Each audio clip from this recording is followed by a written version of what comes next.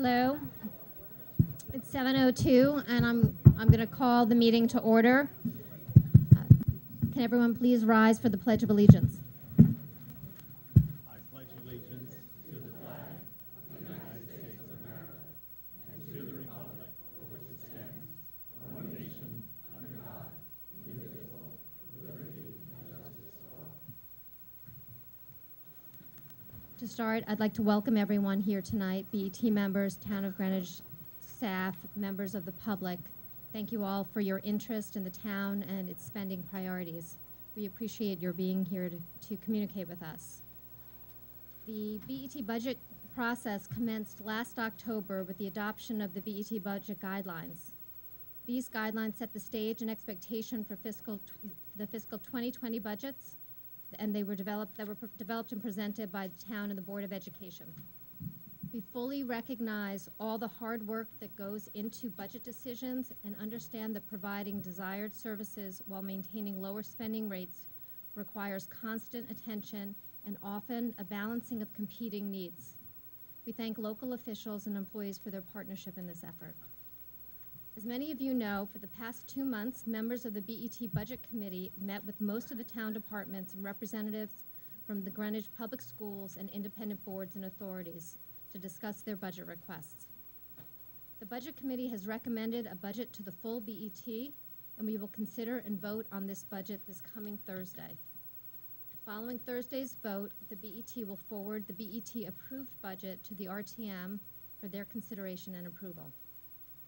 Tonight's public hearing is the second public hearing in the BET's budget process and is an opportunity for us to learn from you what your priorities are. A little bit on the process for this evening. Many of you have seen the materials to sign in and submit speaking requests that were set out in the front of the room, and if you haven't signed in and you still want to speak, please sign up as well. We're going to try to group topics to make it easier for people and also to allow people who've spoken to go home to their families. These requests will be brought to the BET clerk, Ms. Krummick, and she will announce the speakers. Each speaker will be permitted up to 3 minutes for their remarks, and the town controller, Peter Minarski, will be the official timer for this evening. Out of respect for everyone attending this evening, we ask that you respect this time request and limit your remarks. I now open the public hearing. May I please hear from Rick Kroll on the stadium? Okay.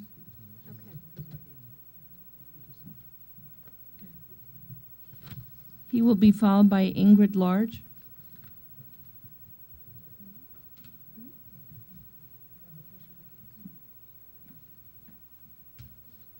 Can we ask everyone to please turn off or put your phones on mute?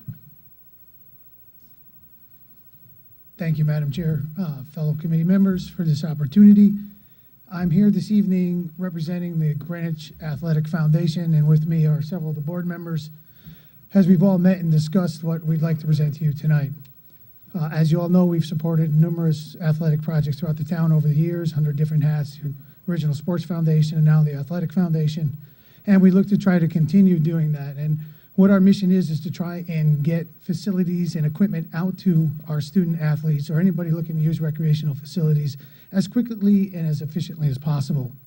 And with that theme in mind, we've been involved with the Board of Education on this project since they began the original concepts back about 18 months ago, where there were several options put forward, and this Plan B concept was put kind of forward as the plan that was most optimal, they thought, at the time.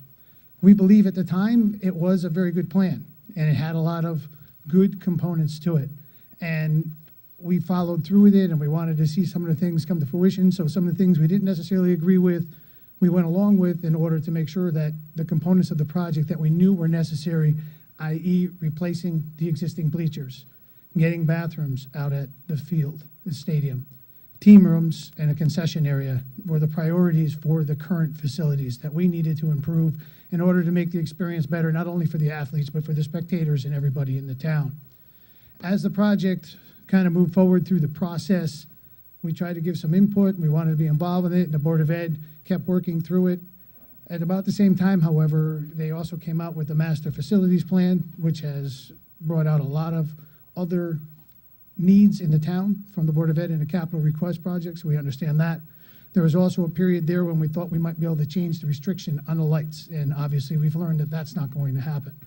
So with all that in consideration and what's been done, what the GAF has really come back and said, we need to support a project that's going to get shovel-ready quickly. We need to maybe make some changes to the current direction that the current plan is in, as much as the effort that the Board of Ed has put into place with this plan and what it's developed and what it's brought to light. We can only credit them for the amount of hours they've put into it, but I think it's showing us that we need to make a little change of course right now. And we need to focus on the bleachers. We need to address those immediate concerns that we feel we can do in a short period of time. We feel that the new bleachers could be constructed in a manner where building structures could be put underneath them that would, in a sense, help with the FAR and other issues that we have on the entire high school site, be more palatable to the neighbors in the sense of the way the development application would go through, and help us to get the structures that we need in order to service the students at the stadium. We feel this project could probably be done for somewhere in the neighborhood of $5 million from what we've used with the current numbers and what we've been able to gather in a short period of time to bring this forward to you. And the GAF is here tonight representing that we'd be willing to raise 20% of that project cost if that was the path that the town decided to take, i.e. the Board of Ed, and follow what this direction would be in order to get those services and amenities that we feel the stadium really needs at this time to help the student athletes. This would not encumber future projects if things like the roads or moving the tennis courts or the bridge and those kind of items come up as a priority for the Board of Ed and they decide to do those. We understand that, and this would not encumber that. In fact, we feel as though the fields could remain open the entire time that most of this project was being done. We feel, do you want all of them to finish, or would you like me to finish? So if you give me another 30 seconds, I could probably finish for you. So we feel as though that the current 1.3 million in the budget would be enough to get this project started so that we can do some redrafting of the plan, get it in through the land use process, begin to potentially bring in some of the utilities and preliminary work to either demo the bleachers sometime late spring next year, thereby rolling into the next budget cycle where we would look for the balance of 2.7 to be appropriated and approved for that July budget, if you will. Then we would finish the project that summer if all went well through land use through that July and August period, hopefully completing for that September football season. So if we could all work together and get behind a project similar like this, the GAF stands ready to stand behind it from both a time standpoint and contributing our efforts in bringing it through the land use process and through dollars being raised to help offset some of the costs of the project. Thank you. Thank you. Ingrid Large, followed by Mary Flynn.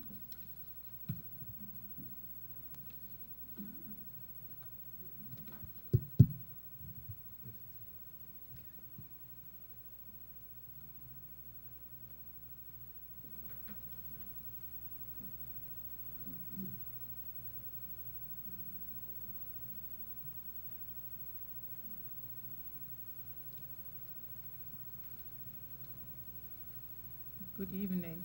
Good evening. Please announce your name. I'm sorry, I will be just giving my idea why I am here, because my son is a football player, my daughter is a lacrosse dancer, and I have for 17 years watched all these games and watched all what was happening.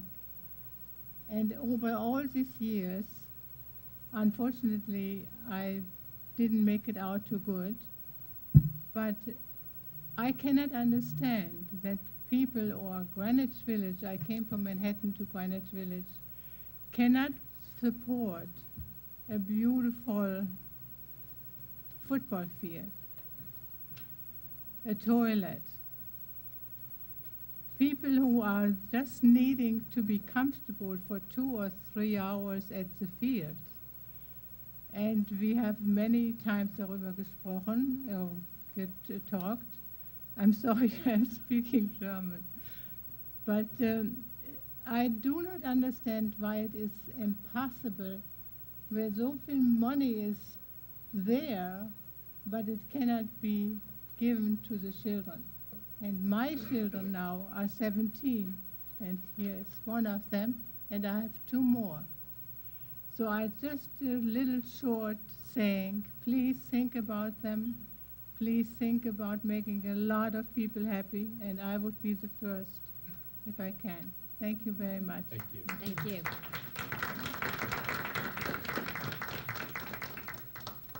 Mary Flynn, followed by Craig Warwick. I'm Mary Flynn, and I hate to interrupt the discussion on the fields, but I had wanted to discuss the Nathaniel Witherall and the presentation that was made last week, and I was very concerned about it because it was made by a company that would have been able to take over the plans that you were making to outsource the Nathaniel Witherall, the running of the Nathaniel Witherall, and I thought it was a conflict of interest. The company that made the presentation, and I also thought that the presentation that they made was surprisingly, like, I don't know if we paid for that or not, but it didn't include a number of very important comps in the area, like the place in Rye. It didn't have that, and they said that Portchester is not in the market area, and they were saying that people don't want to cross state lines. So I felt it was an inappropriate study, or I think that more should go into it before any decisions are made. Thank you. Thank you. Craig Warwick, followed by Karen Hirsch. Hi, and thank you very much for letting me have my 2 minutes, 3 minutes. I've been a resident for Greenwich for 48 years, excuse me. Grew up here, went to Greenwich High School. My family went to Greenwich High School. We're all local residents. My dad's been part of this community, helped build the hospital.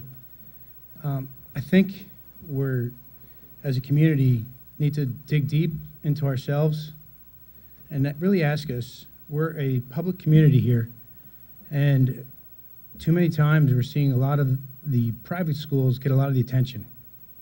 I appreciate that. You can see the development going on in King Street. You can see the development going on Stanwood School.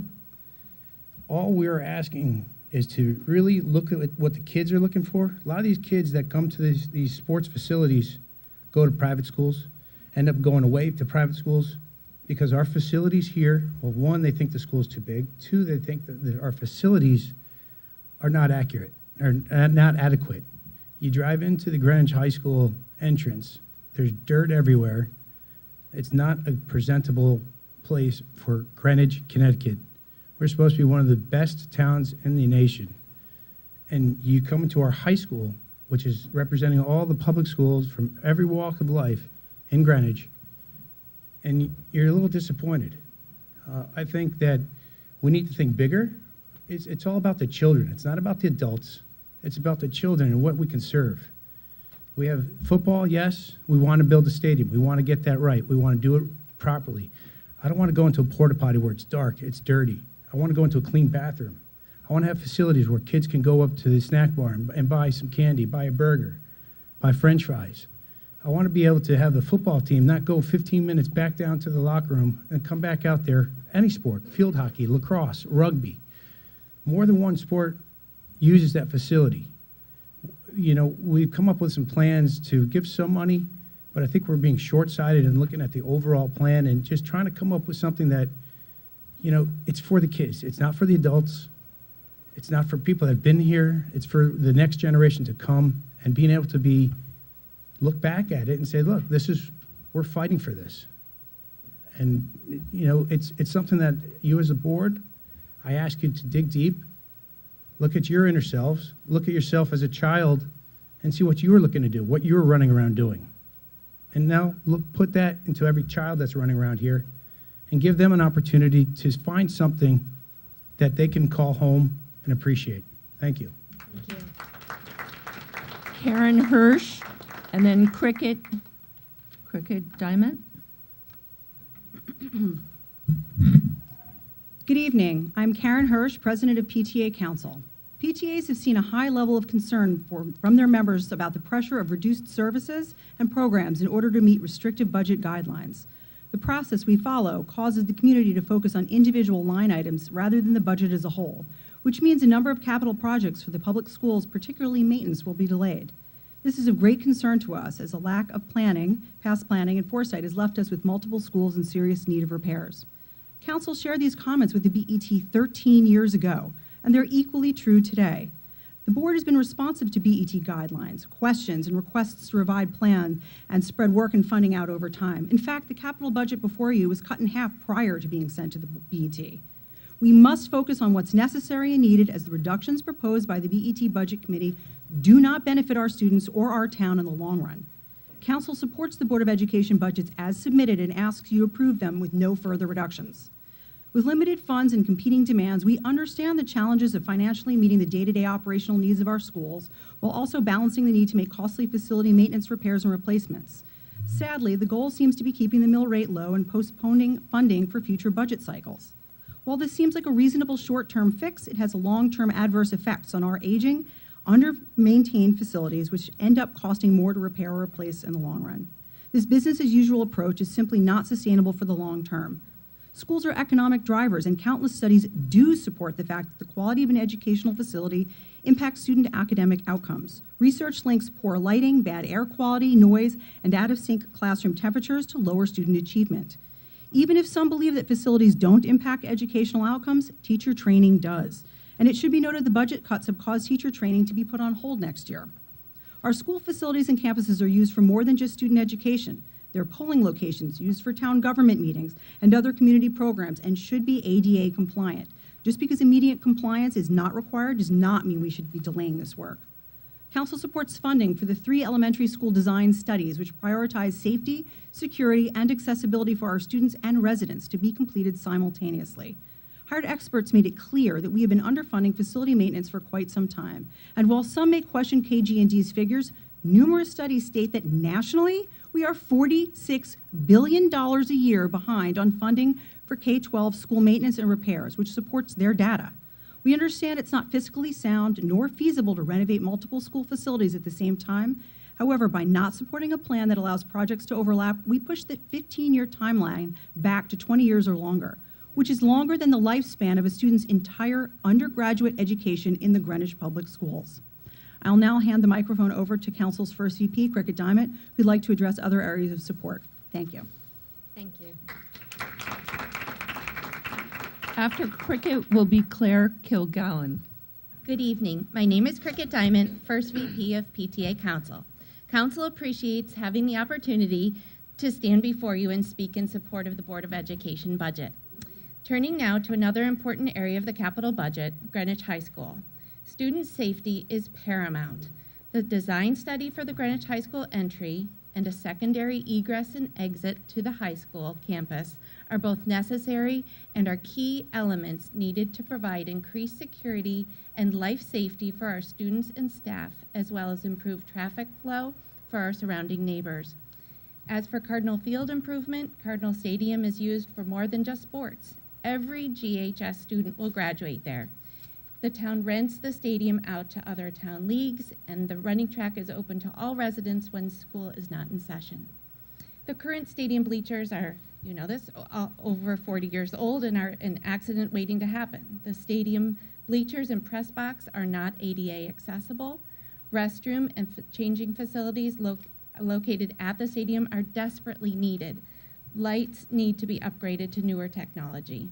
That being said, modifying the Cardinal Stadium plan from 2 to 3 phases will increase the overall costs, which causes concern that phase 2 and 3 will never move forward to completion.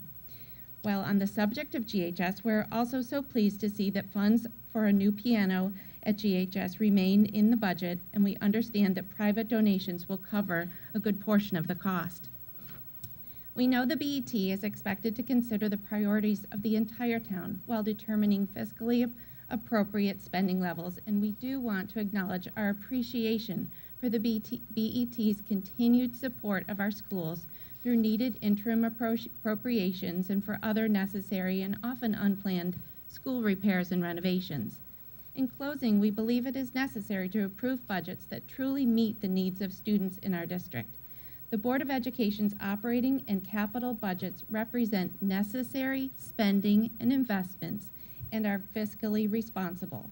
We believe cuts to these budgets would be imprudent and would negatively impact the students of Greenwich Public Schools.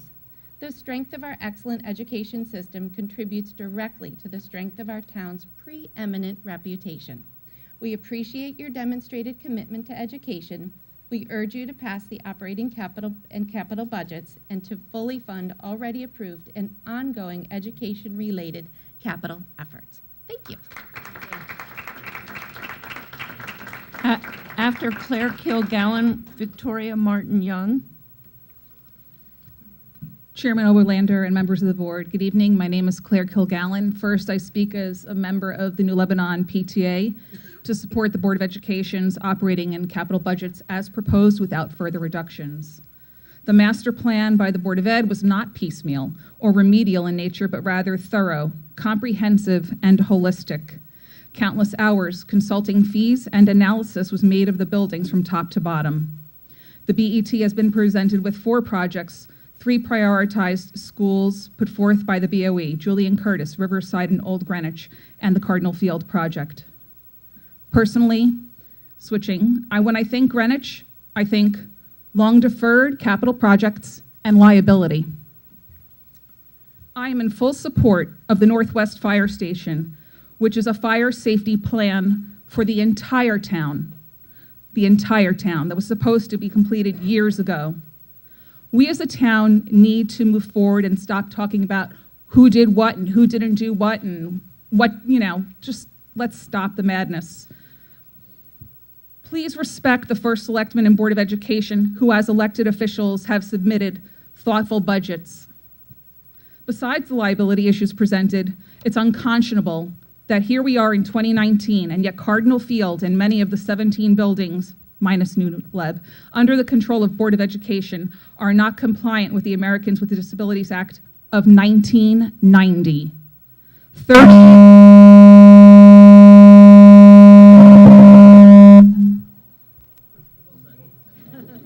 Okay. Is that a shout out from that?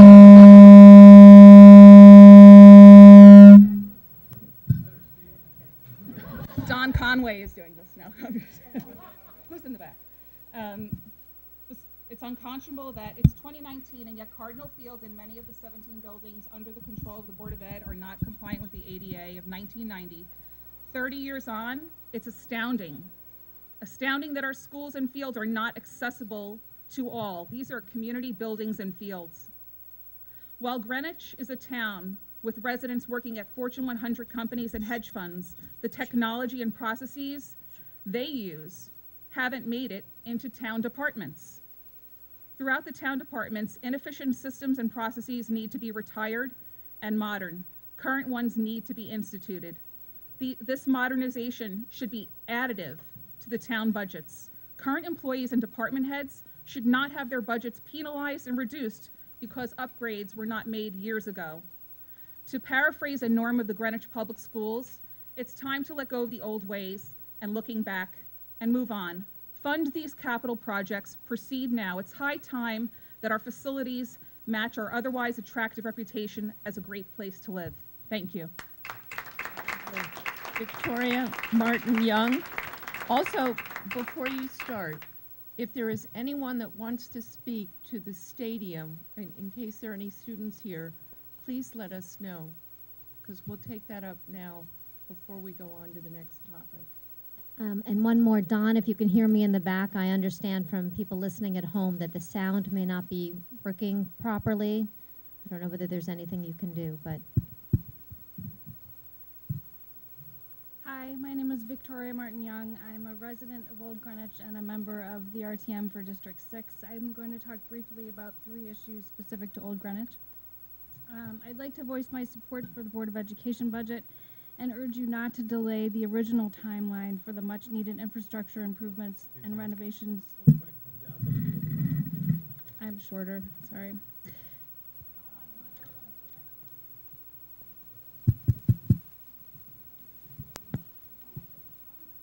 Pete, Just so you know, the next person would be June Deschamps. Is that better? Okay. I urge you not to delay the original timeline for the much-needed infrastructure improvements and renovations to Old Greenwich School. I submitted those comments in writing last evening. I want to thank you for funding the design phase for the replacement of the Eastern Greenwich Civic Center. We look forward to working with the subcommittee to finalize a design that works, that includes a larger indoor athletics space and is flexible and works for our entire community. I hope the final project includes rehabilitating the adjacent fields. If I may take a moment to comment on the state of Greenwich athletic fields. My daughter is an athlete who misses hours of practice every season because of weather. Even when the weather is good, she spends hours practicing on fields that are not well maintained, they're uneven, sometimes they have grass, sometimes they don't, and they often lack visible painted lines, or she's jammed onto a field with 5 teams. Greenwich athletic fields serve as an ambassador for our town. Every weekend, hundreds of parents come to Greenwich to watch their children play various sports, a great opportunity to check out our beautiful town. These visitors are shocked by the condition of our fields. We regularly host soccer games on a field that is half grass, half sand, and has a pitcher's mound in the middle, which in my opinion is a liability waiting to happen. I know this request is not new. Our town needs a larger inventory of grass fields, and we should spend more money maintaining the fields that we have. It is a worthwhile investment in both our children and the future of our town. Finally, I support a more flexible financing policy for qualifying projects that would allow us to address our infrastructure needs as referenced above. Thank you for your time. June Deschamps, followed by Candace Garthwaite. Good evening. My name is Julie Deschamps. I'm a member of the PTA Council Green Schools Committee and the Greenwich Recycling Advisory Board. I'm here tonight to share my concerns about the safety and sustainability of the current foodware in our school cafeterias and to ask the BET support to fund a reusable ware and dishwashing systems as the most responsible solution. Lunches are currently served on styrofoam trays. Styrofoam is a toxic, hazardous, and wasteful material, and its use in our lunchrooms has critical implications for the health of our children and the environmental footprint of the school district. One component, styrene, is classified as a possible carcinogen and neurotoxin. Styrene can leach into foods and be ingested when students scrape the trays with utensils. Most at risk are the students eligible for free and reduced lunch who are exposed to styrene every day for years. The production of styrofoam creates a trail of pollutants for only minutes of use, and these styrofoam trays are also wasteful and hazardous to dispose. Our town no longer accepts this plastic for recycling. So now, almost 500,000 trays each year will be put in the trash. These trays are incinerated at a cost to taxpayers and the detriment of our air and soil quality. The styrofoam trays are a recurring expense to the town, costing the district almost $15,000 annually in purchasing costs. When styrofoam trays were removed from the waste stream during a study at Eastern Middle School, there was a 75% reduction in trash in the cafeterias. Imagine the reduction in waste and the associated hauling and disposal costs district-wide. It could be considerable. You may ask, why not use another disposable? Molded fiber trays that are used in other school districts contain highly persistent fluorinated additives, or PFAS, that are associated with serious health problems. These trays are twice the expense of styrofoam, between $31,000 and $39,000 per year in purchasing costs. There is not yet a safe and affordable tray on the market. Disposable paper boats, which have been piloted in the district numerous times, are a safer option, but still produce considerable waste, are difficult to handle, and cannot be used for all foods. The most responsible alternative is a reusable ware. Reusable durable wares are safer for student health, have a smaller environmental footprint, and result in a significant reduction of waste. Food Services has done an estimated cost analysis for the purchase of reusable compartment trays and dishwashing systems district-wide.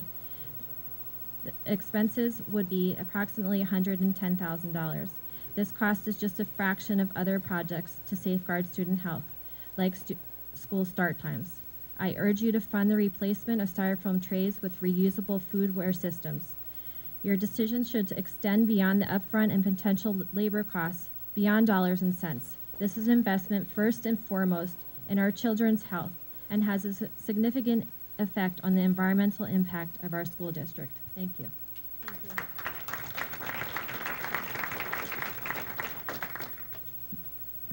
Candace Garthwaite and Julie Ybarra.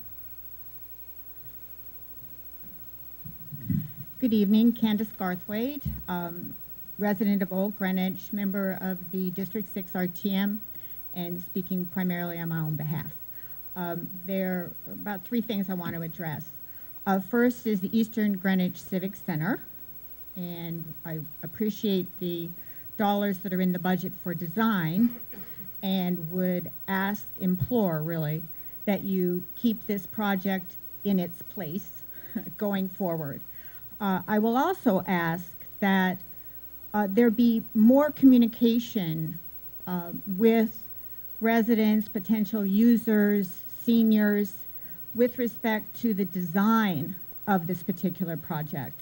It seems that to date, the communication has been spotty. So I know that it's a very important project to the Old Greenwich residents, to the town, and I would really like to see it handled properly. And so in this case, and in many cases, it might make sense to get municipal improvement before you go ahead with design and site plans if we haven't had sufficient public hearings and communication and dialogue so that we could get a balanced option for this important facility. I would also like to see more of an overview with respect to managing flooding on Harding Road, and also the rehabilitation of the adjacent fields. This is all one thing, really. It's one area, it's one facility, and yet we're piecemealing it. So I'd like to see better coordination and better planning there. Also, with respect to Old Greenwich School, I emphasize and also support previous comments that this school needs to be rehabilitated as soon as possible, without delay. It is not ADA compliant. There's insufficient or non-existent air conditioning, and the school is very old. It needs work. So, you know, underlying, I suppose, some of my frustration and the frustration of others is how we handle our capital improvement projects. We've had a certain method that's, you know, worked okay. Now we're at a point where for long-term projects, we need long-term funding. And I'm a taxpayer. My husband and I are seniors. Yeah, do we want higher taxes? Not necessarily, but yet we've been burdened with short-term taxes for the projects that have been done already. Thank you very much. So I would really like to see serious consideration for long-term capital projects have appropriate long-term bonding. Thank you.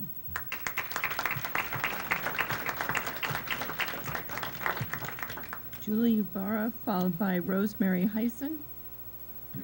Hi, my name is Julie O. Ybarra. I live in Glenville. I am a parent to a Greenwich High School student and two Western Middle School students, so I'm also an advocate for the AVID program. I am not here to present any arguments, but just to show my support for the Board of Ed budget, and especially the stadium.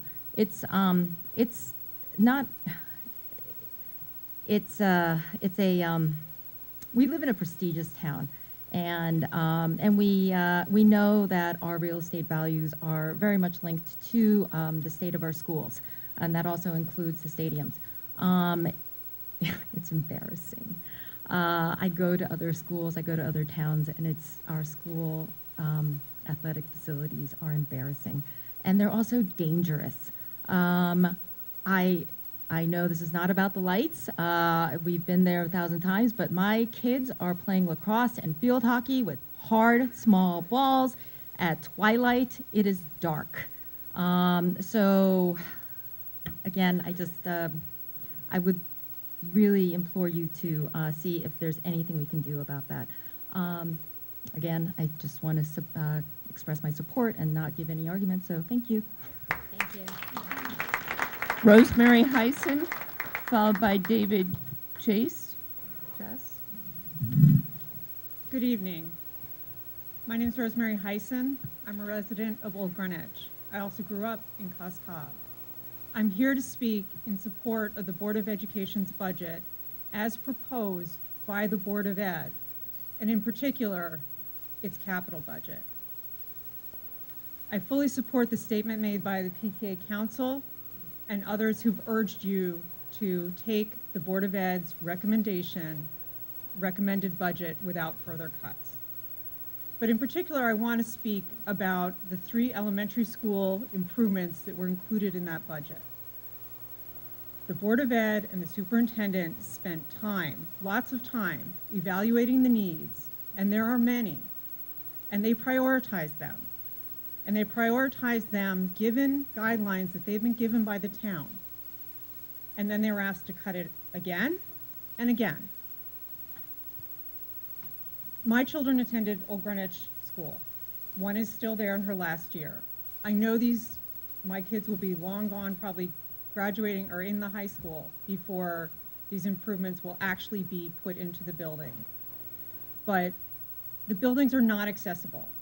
And I can tell you what this means in reality. This means that if there's a special event, as there was a couple years ago, and I couldn't attend because of my work schedule, I had said, oh, well, maybe your grandmother can come. She'd love that.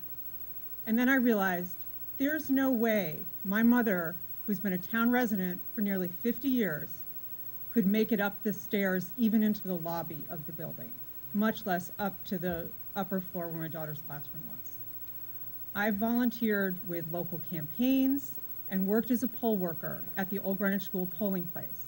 I've seen voters struggle to get up the 4 or 5 large steps that are required to get to the gym doors. This should not be in 2019. We can do better, and I urge you to take that into consideration. This is something that needs to be done now, not 5, 7, 10 years from now in terms of being started on the design. Thank you very much. David Chass, followed by Carol Zarilli.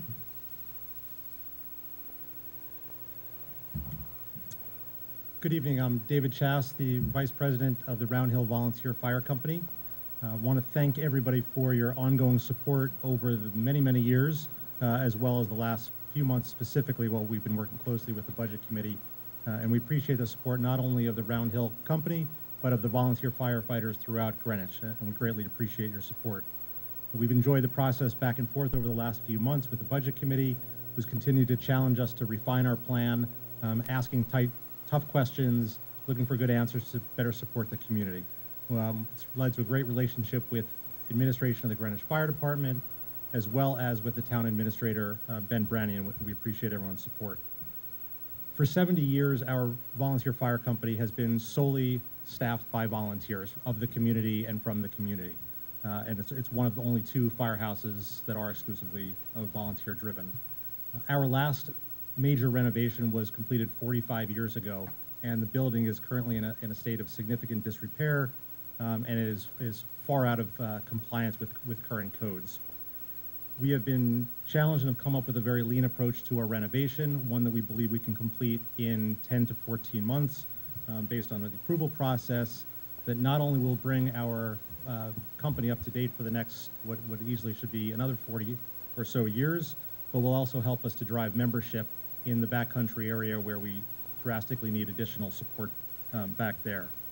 Everything that we're doing is in the best interest of the community, not only within the backcountry area and the Round Hill community, but throughout Greenwich, where we also serve in all districts throughout town.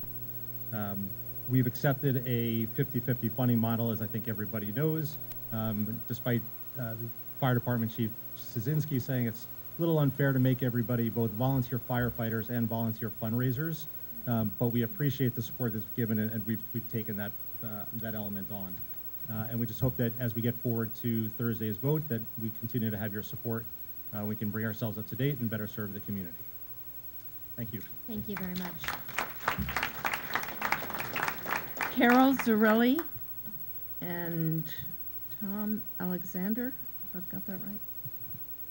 Hi, I'm Carol Zarilli, I just very briefly feel that before we go forward with, further forward with a Northwest Fire Station, that we should have a formal analysis done of response times townwide of all the fire stations, and that I would support whatever funds that would be needed to accomplish that report.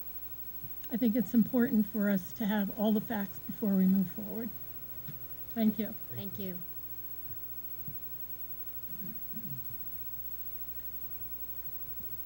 Tom Alexander, followed by Alan Small. It's Tim or Timothy. Tim, sorry. But Thank I'll you. answer to Tom, it's okay. My apologies. And to get over my spiel, I support the development and implementation of the new Northwest Fire Station. I wanted to give a shout out to you all and to people on the RTM. My wife and I moved here 6 years ago, and I've experienced what democracy really can be about, and your service is that kind of move. I also reluctantly, but nevertheless, want to give a shout out to the Greenwich Time. They have covered the many things, but in this case, the new fire station, and I would just call your attention to the February 4th of this year's coverage by the Time, in which I discovered a 57-page analysis and report on this fire station, which is a first-class job of analysis, I guess, presented by the first selectman and his administration, and I would just call your attention to that. I rise tonight especially to raise my deep, deep concern and anger about an email that arrived at our home. My wife serves on the RTM today, from somebody calling himself a concerned citizen and Greenwich voter. I assume that all of us in some way or another are both of those. He would have better signed this screed as Roger Stone Jr., as far as I'm concerned. And I'll tell you why.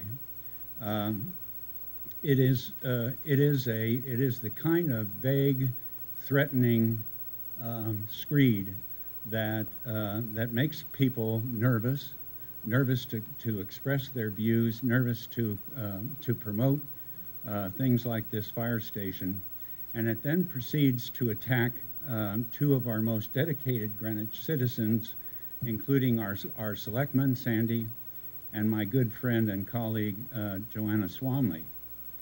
It is the most nasty, untrue, and outrageous description I have seen of that casts aspersions on them as if they would personally benefit from the location of this fire station. It turns out, I'll do it, thank you. It turns out that as I understand it, you all have in the budget a $100,000 to cover the further analysis and the actual selection of the fire station. Is that correct? I didn't see it in the budget outline, but I presume it's in the fire and the capital budget. I thank you for this, and I hope as this email concluded that we really can act like Greenwich citizens and treat each other with respect and dignity. Thank you. Thank you very much. Alan Small, followed by Philip Dodson. Hello, thank you very much. I'm Alan Small from RTM District 10 and the Northwest Greenwich Association. Thank you for supporting the Northwest Firehouse. I would like to take a little bit different tack on that topic and describe to you how I was on Round Hill Road, saw the road shut down, and 10 fire trucks come to a fire on Round Hill Road. Now, a lot of what's been said about the Northwest Greenwich Firehouse is in regards to response times. I think the people from Coscob, Riverside, and Old Greenwich should be very concerned about 10 fire trucks being out on Round Hill Road 18 minutes away from their house. If they live next to the fire station and all those trucks are out on Round Hill Road, it doesn't matter if they're next to the fire station because all of them are 18 minutes away, and somehow people seem to forget that in the discussion. The other item I'd like to address is the Eastern Greenwich Civic Center. And from what I've read, it seems that that may not be ready to proceed at this time, in that there seems to be a lack of consensus as to what should go in there. Perhaps more analysis and discussion should be held so that we can better understand what should go in there, as I don't believe it should be competing against other local businesses or local facilities in the area.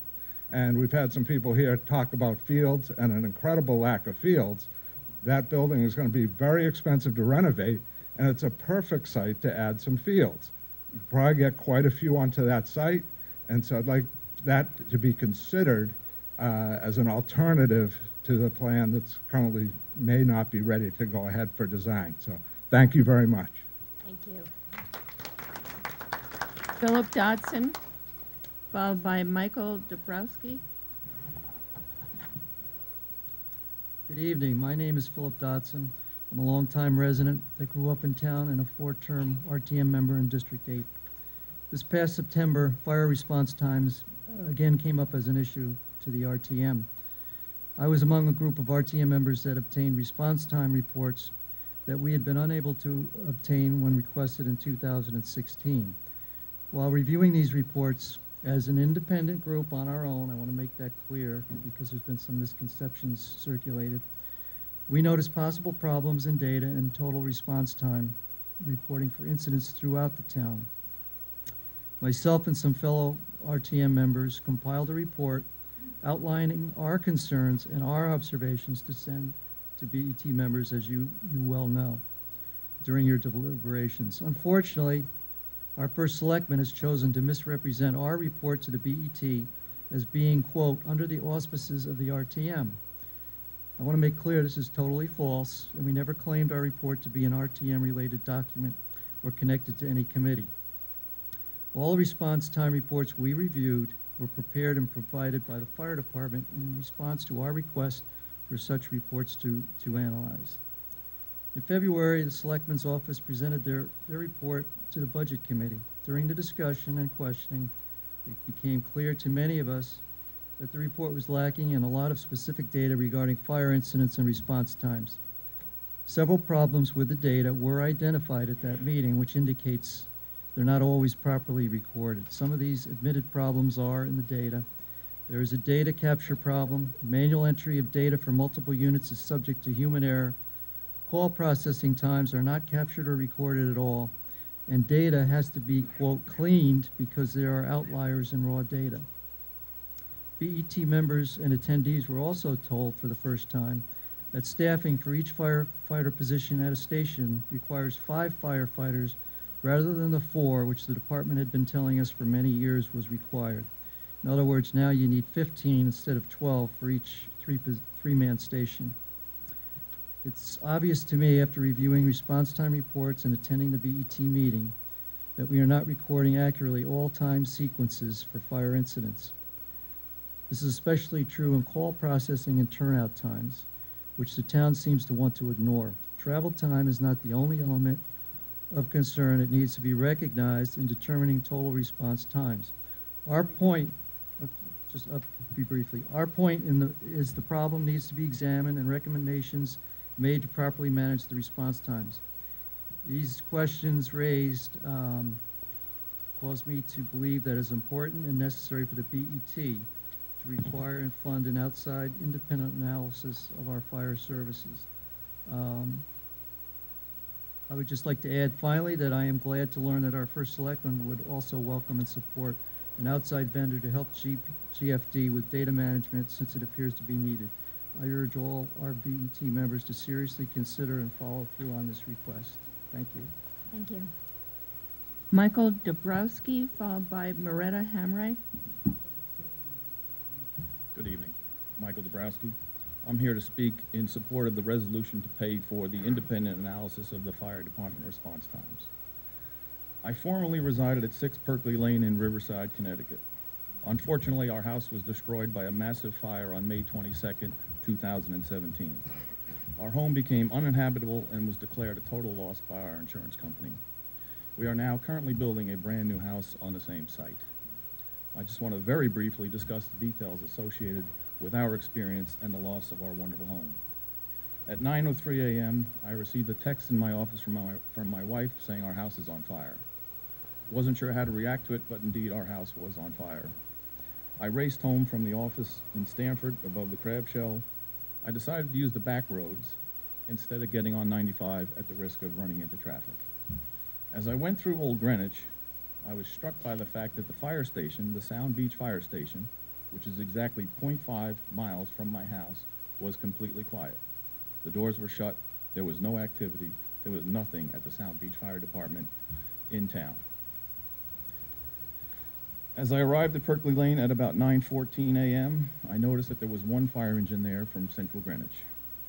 I also noticed that the fire hydrant on Marks Road, adjacent to Perkley Lane, had no activity. No hoses connected, nothing going on with the fire hydrant. I was literally running up the street being chased by a cop saying, "You can't go near the fire," and I couldn't help but think that that fire hydrant was sitting there inactive. I asked the fireman later, and he simply told me that that was not working. Shortly after my arrival, I did notice that an engine from Sound Beach Fire Department did arrive, but I wondered, having driven past the firehouse, what took them so long to get to my house, even though they're half a mile away. I understand the debate in town about providing response times of 4 minutes, and I must say to you, if the Sound Beach or Coscob stations had arrived sooner than the 13 or 14 minutes it took them to assist the first engine that arrived, and if we had a working fire hydrant, I can't help but wonder if our house could have been saved, and we would have been saved all the trauma and stress over the past 2 years. I thank you for your time. Appreciate it. Thank you. As a former president of Greenwich Youth Lacrosse, I also support more and better fields in town. Moretta Hamry and Monica Prohoda. I'm here to talk to you about the Northwest Fire Station. It has been, the town identified the need for a Northwest Fire Station decades ago. It has been put off. Other things have taken priority over it. The fire station in the northeast corner took priority over it. It has been identified again and again as a need, and every time it comes up, people want more studies, more data. It has already been identified as a need. We don't need more study to determine that. And as time goes on, the need only increases. We have more businesses up in the northwest corner. We have a large Blue Sky Studios, among others, up there. We have schools, we have nursing homes. And if you look on the map of Greenwich, of the hot spots in town, if you want to look at where the need is, there are two major big red spots on the town of Greenwich. One is in central Greenwich, and the other is in North King Street. That is where the fires are. And when I went fishing with my dad, he taught me you row to where the fish are. I think we ought to put our fire stations where the fires are, and there is a great need in northwest Greenwich. As an example, these are the two red spots I'm talking about. There are others, but this is a big red spot right here, North King Street. There is no fire, the closest fire station is there. We have a whole bunch of fire stations down here, none north of there. This is where we need a fire station for safety of our community. We are one town, and we all need to be protected for fire safety. Thank you. Thank you very much. Monica Prohoda, followed by Joanna Swamley. Good evening. I am Monica Prohoda. I am a resident of 25 years in Old Greenwich, and I am a member of the RTM District 6.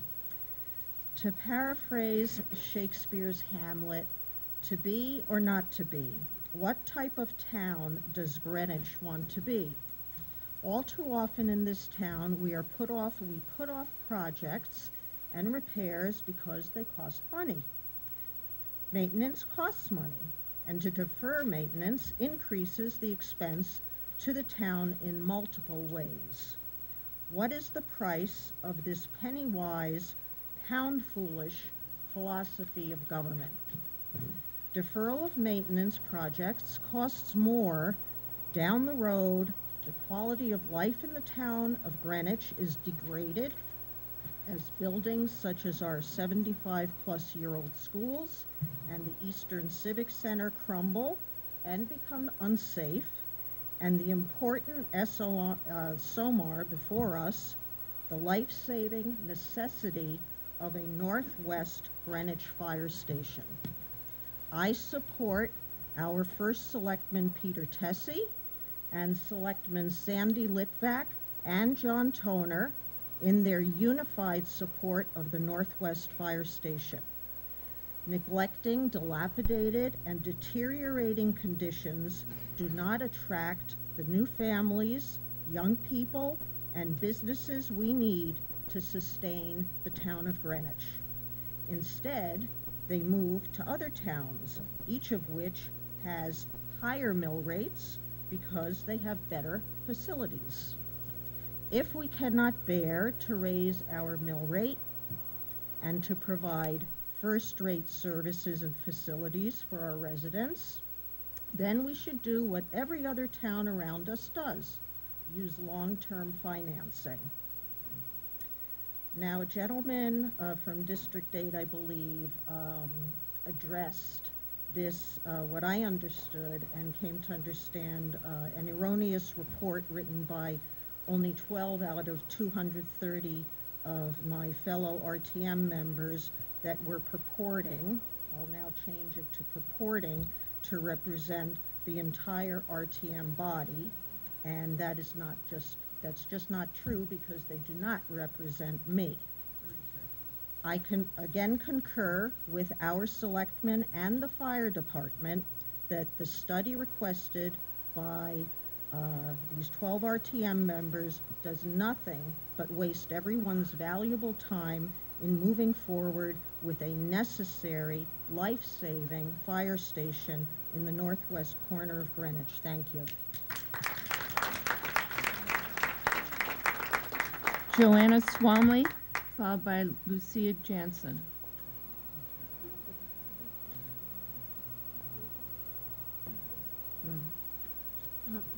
While Joanna's coming up, Don, I also have heard that Channel 79 is down, if you can see whether adjusted.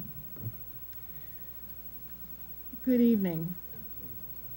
There's a gaping hole in fire coverage that has existed in the northwest part of Greenwich for far too long.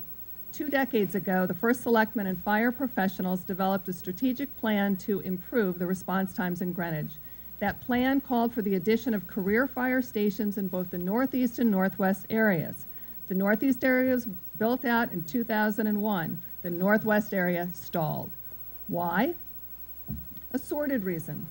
Over time, vocal opponents who do not live in the northwest have stood in the way of 24/7 coverage. Their justification?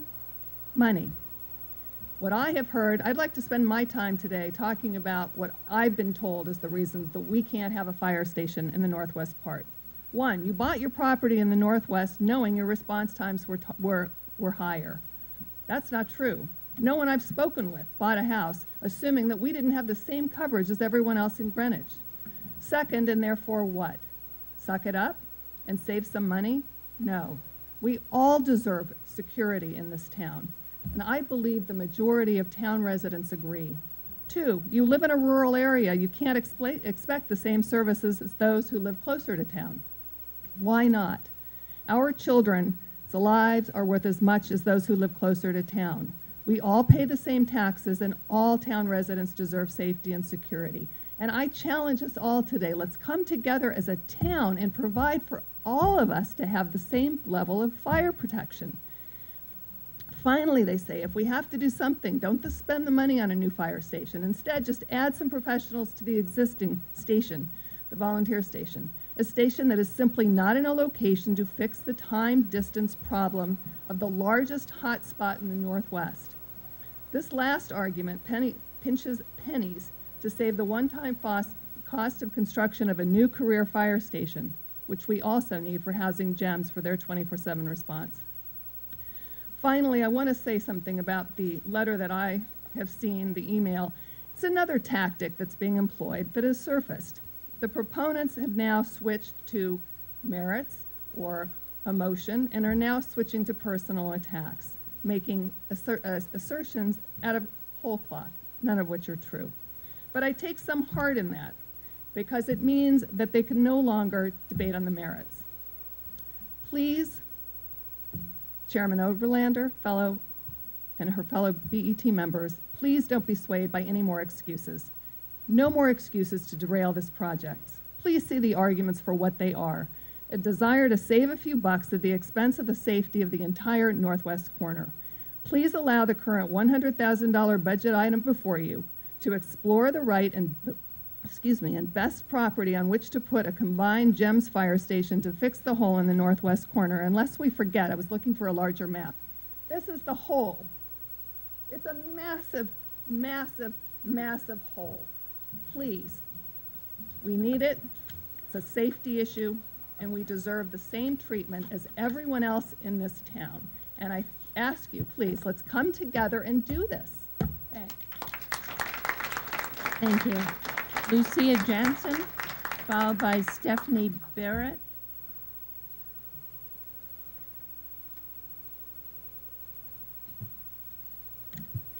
Good evening.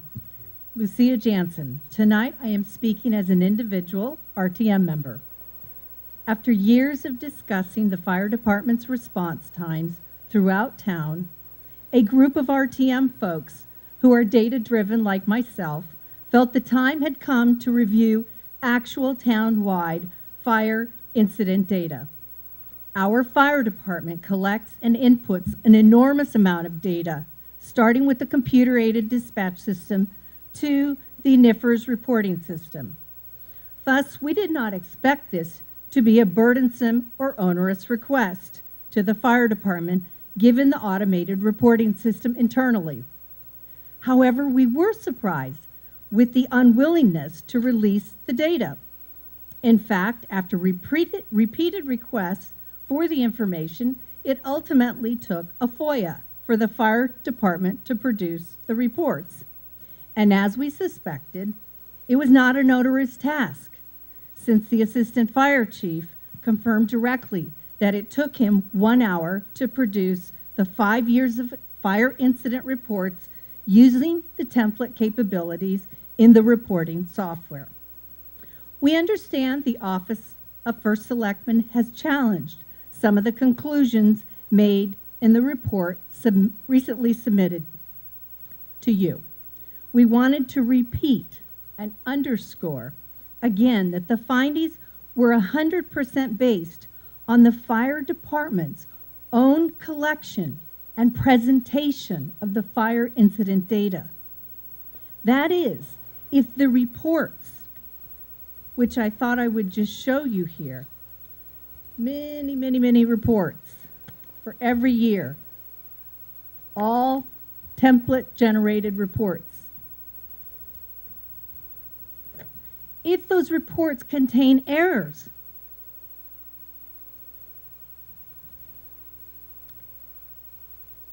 as now claimed by the First Selectman, then that speaks to the fire department's own generation of their reports internally. It also leads to the question of the data integrity and quality of the fire department's reporting system that would generate errors in the decision-making data given to town leaders for important decisions. How is this flaw able to be workable for the fire leadership? The net result of our response time analysis of the fire incidents given to us by the fire department is that a lot of data is either non-existent in key areas or lacks completeness and consistency. A few final words on the industry standard NFPA 1710, which covers both staffing and response times. As we all know, through our labor contract negotiations over the years. The 1710 standard has been the basis for the union requesting four-man stations across town. Thank you. I recently asked the town labor negotiator if the town ever confirmed or admitted our labor negotiations, the acknowledgement or signal that we are a 1710 town, and he replied, "We have not." I find it extremely surprising and problematic that our senior fire department officials are now stating in a written document the assertion that we are an NFPA 1710 town. Please support the funding of an independent townwide fire analysis review. The matter of having verified clear data could be a matter of life and death consequence. Thank you. Stephanie Barrett, followed by Paul Olmsted. Hello, my name is Stephanie Barrett. Thank you for the opportunity to address the BET this evening. I live in Riverside and I am an RTM member from D6. I'm here in support of funding for a combined GEMS and fire station in the northwestern part of Greenwich. All residents should have equal coverage. 2 years ago, people who didn't want to spend the money to build and staff a fire station for the northwest corner persuaded the RTM to delete the station from the first selectmen's and BET budget. This past fall, the RTM re-examined the matter, recognized the need for enhanced fire coverage, and passed a SOMR asking the first selectman and the BET to determine whether and where a new firehouse was needed and provide cost estimates. The first selectman has done so, and I rise to speak in favor of the $100,000 budget item that will advance the construction of a combined Northwest and GEM station. Peter Tesse knew it was the right thing to do 2 years ago, and it's the right thing to do today. I join him in support of building the GEMS fire station in northwestern Greenwich. Thank you. Paul Olmsted, followed by Nancy Gray. Hi, I'm Paul Olmsted, RTM member from District 5. I'm one of the individuals who signed his name to the report that Lucia Jansen and Phil Dodson just discussed. And I just wanted to add my request that the BET fund an independent study so that we can understand what the real data is on response times and how the individual components, not just travel time, but also the turnout time and the call time, how those all play together. I also want to mention the long-term funding. I don't think moving our current desires to future generations is going to help us when the economy crashed in 2006. Our current budget, our current bonding plan allowed us to adjust our spending in response to a changing economic circumstance and saved our town a considerable amount of headache that would have not been possible had we loaded up on debt. Thank you very much. Thank you. Nancy Gray, followed by Louisa Stone.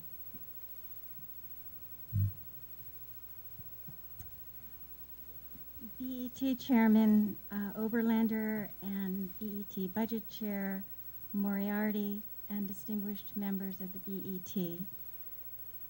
I'm so grateful to be here today, 3 years after the disappointing ending of this project for the Northwest Firehouse. It's just a remarkable act of grit that people are still trying to make this happen in Northwest. My name is Nancy Gray. I'm a resident in District 10 and an RTA member and a proud parent of a Greenwich High School graduate. And I've lived in Greenwich since 2000, right around the time when the Northeast Station was built. And I remember thinking that it was, just a matter of time before the Northwest Station would be built. And then it just never happened. And so when I got involved with the Northwest, well, actually the fire study of the Finance Committee 3 years ago, I was on a 3-person team to do a deep drill on the fire department and fire efficiency then. And so I saw that there were efficiencies that could be achieved and certainly improved relationships between the volunteers and the career fire department. So I really understood why there were people who just felt like they didn't know enough 3 years ago to support the building of a firehouse, a 24/7 fire station in Northwest. 3 years later, we're in a different place. The fire department is much more professional in its ability to push out data, and the Greenwich Fire Department and the volunteers train together. The water issues in Northwest have been addressed with cisterns and hydrants, and there are just a lot of other efficiencies that have been created with 3-person career stations versus 4-person stations. So I, as a fiscal conservative personally, feel as though the fire department, the Greenwich Fire Department, has done a lot of work to get to the place where they deserve our support for adding the final peg in their strategic plan, which is to have a Northwest station for first response in the last part of Greenwich that is just a gaping hole of 28-minute first response times. I apologize. I'd just like to say that we in the Northwest do not see this as a nice-to-have addition or a subtle quality of life enhancement. We see this about our basic safety and about avoiding an out-of-control California-style deadly wildfire that could happen anywhere when the first response times are 28 minutes or greater. Please do not conflate this money, this $100,000 investment in the next step, with the continued and important support for our Northwest volunteers at Round Hill. We, of course, support our volunteers. They're very important to all of us. Thank you very much. Louisa Stone, followed by Alan Williams.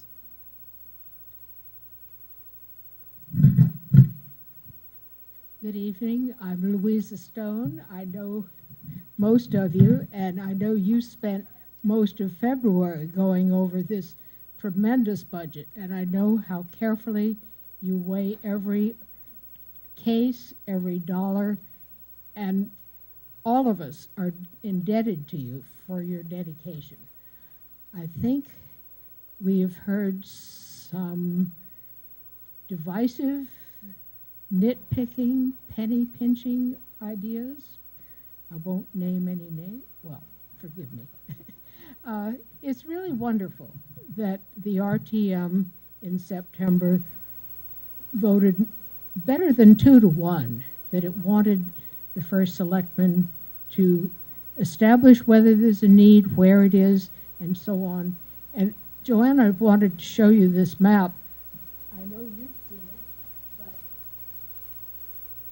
all of Greenwich should know that this is the response time.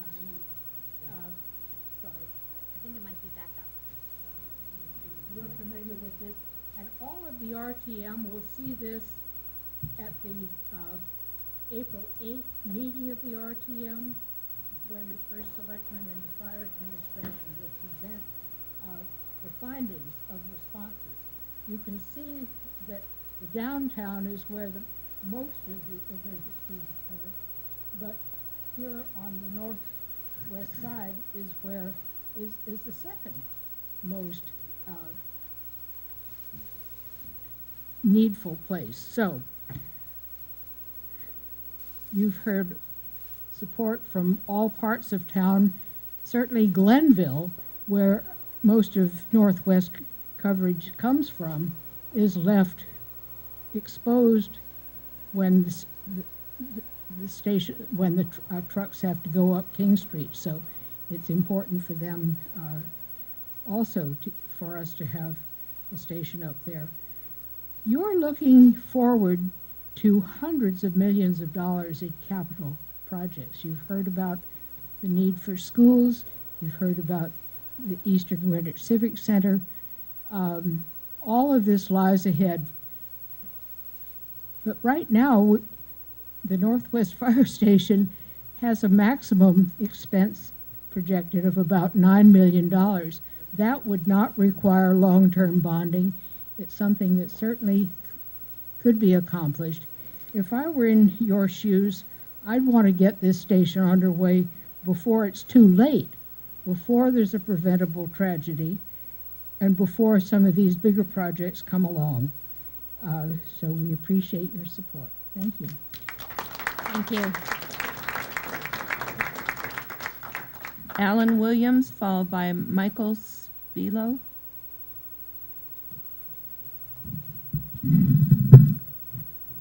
Good evening, members of the BET. 3 years ago, in your budget, you approved purchasing a property for Northwest Greenwich and GEM's property at King Street.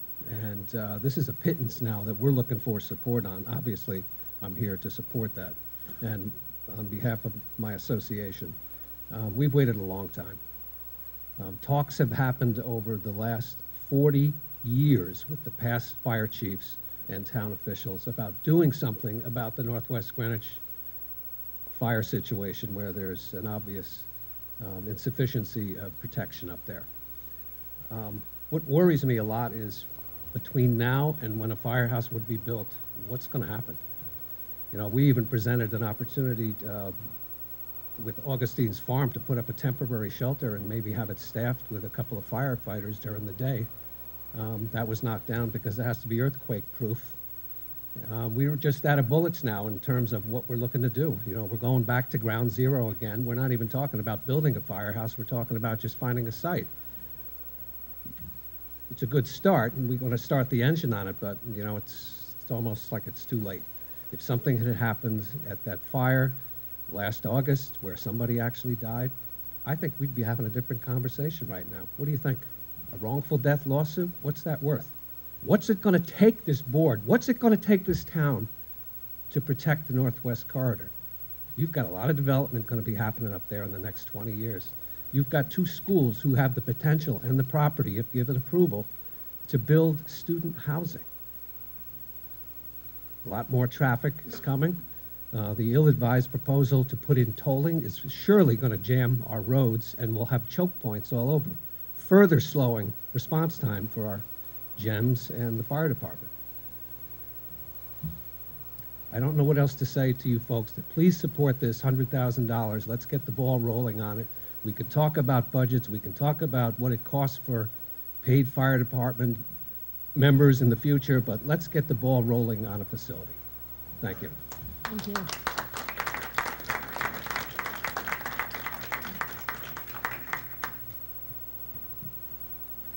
Hi, I'm Michael Spilo. I'm here on my own behalf, but I'm also Vice Chair of the RTM Public Works Department. I can tell you that I was a signatory to the letter that was sent around objecting to the current data that's been presented, and I refer you to the presentation I handed you. In particular, the selectman has put forth several maps that he's used, including have been shown here and by Ms. Swamley and others, and the maps don't correspond with each other. So if you look at this page, you'll see that the map of incidents doesn't match the map of hotspots. So the 2 maps don't match in the fire department's own data. If you overlay these maps, you'll see that there are no hotspots in the northern part of Greenwich, but they do show up on the fire department's hotspot maps. So they're invisible, they're hotspots that aren't in the data. The maps don't match Greenwich Fire Department's own data, which we took and we mapped ourselves. If you look on the next page, you'll see that our maps of hotspots match up to the fire department's own incident data for fire incidents. So the difference between the first selectman's misrepresentation of hotspots is that the first selectman is not using fire data, is using call data. Call volume is not representative of actual incidents or response time needed. We also map the response time, which is on shown here, and you can look and you can see that in the northern part of town, in fact, throughout central and northern Greenwich, response times tend to be longer than projected by a lot.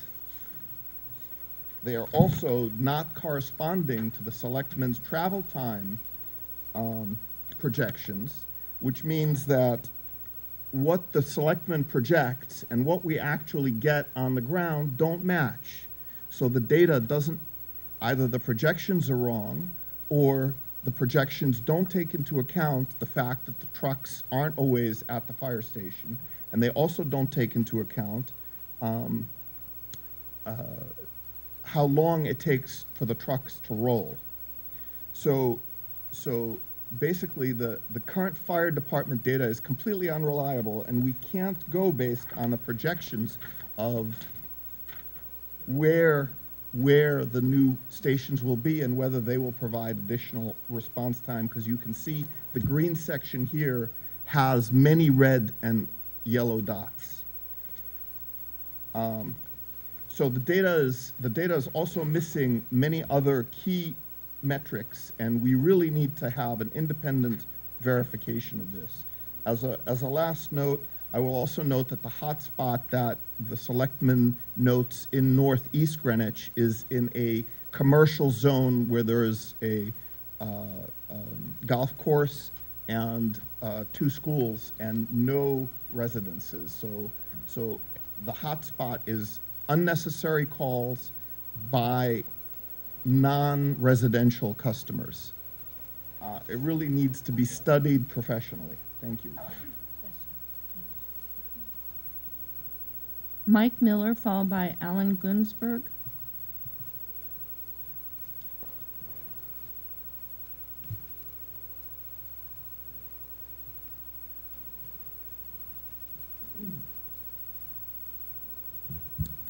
Hi there. Many of you know me. I've been speaking quite a bit to the BET this year. For the community, I'm Mike Miller. I'm the board treasurer for TAG, the Transportation Association of Greenwich. I'm here tonight to request the full release of the 2020 town funds in July of 2019, which is the beginning of TAG's fiscal year. TAG provides over 40,000 rides annually to the community, to seniors, the disabled, and school-age youth. We suffered a loss of several large state contracts in 2017 and 2018, lost over $1 million of revenues as a result of those contracts, which led to operating losses combined over the 2 years of $600,000. As a result, TAG's board and management have been working with the BET, the RTM, the town administrator, town agencies, and the community ridership to restructure the organization, bring it back to profitability. As part of the restructuring, we reduced expenses in the organization nearly 40%, from 1.3 million down to 800,000. And following the restructuring this current year, we've moved from a $30,000+ loss in the first half of fiscal 2019, first half is July to December 2018, to our second half that we're currently in with a projection of a profit of $40,000 for January to June 2019. For 2020, our plan is based off of our second half of fiscal 2019. We've annualized that, plus we've incorporated a few other items, including the purchase of 2 new vehicles to replace of our fleet of 7 vehicles. 5 of them have mileage of over 100,000. So we'd like to purchase at least 2 new vehicles for the current year. And that's included in our plan. So as I stated before, we're here tonight to request that the BET consider the entire $2,095,000, which includes $18,000 for safe rides, distribution of funds at the beginning of TAG's fiscal year in July 2019. Thank you.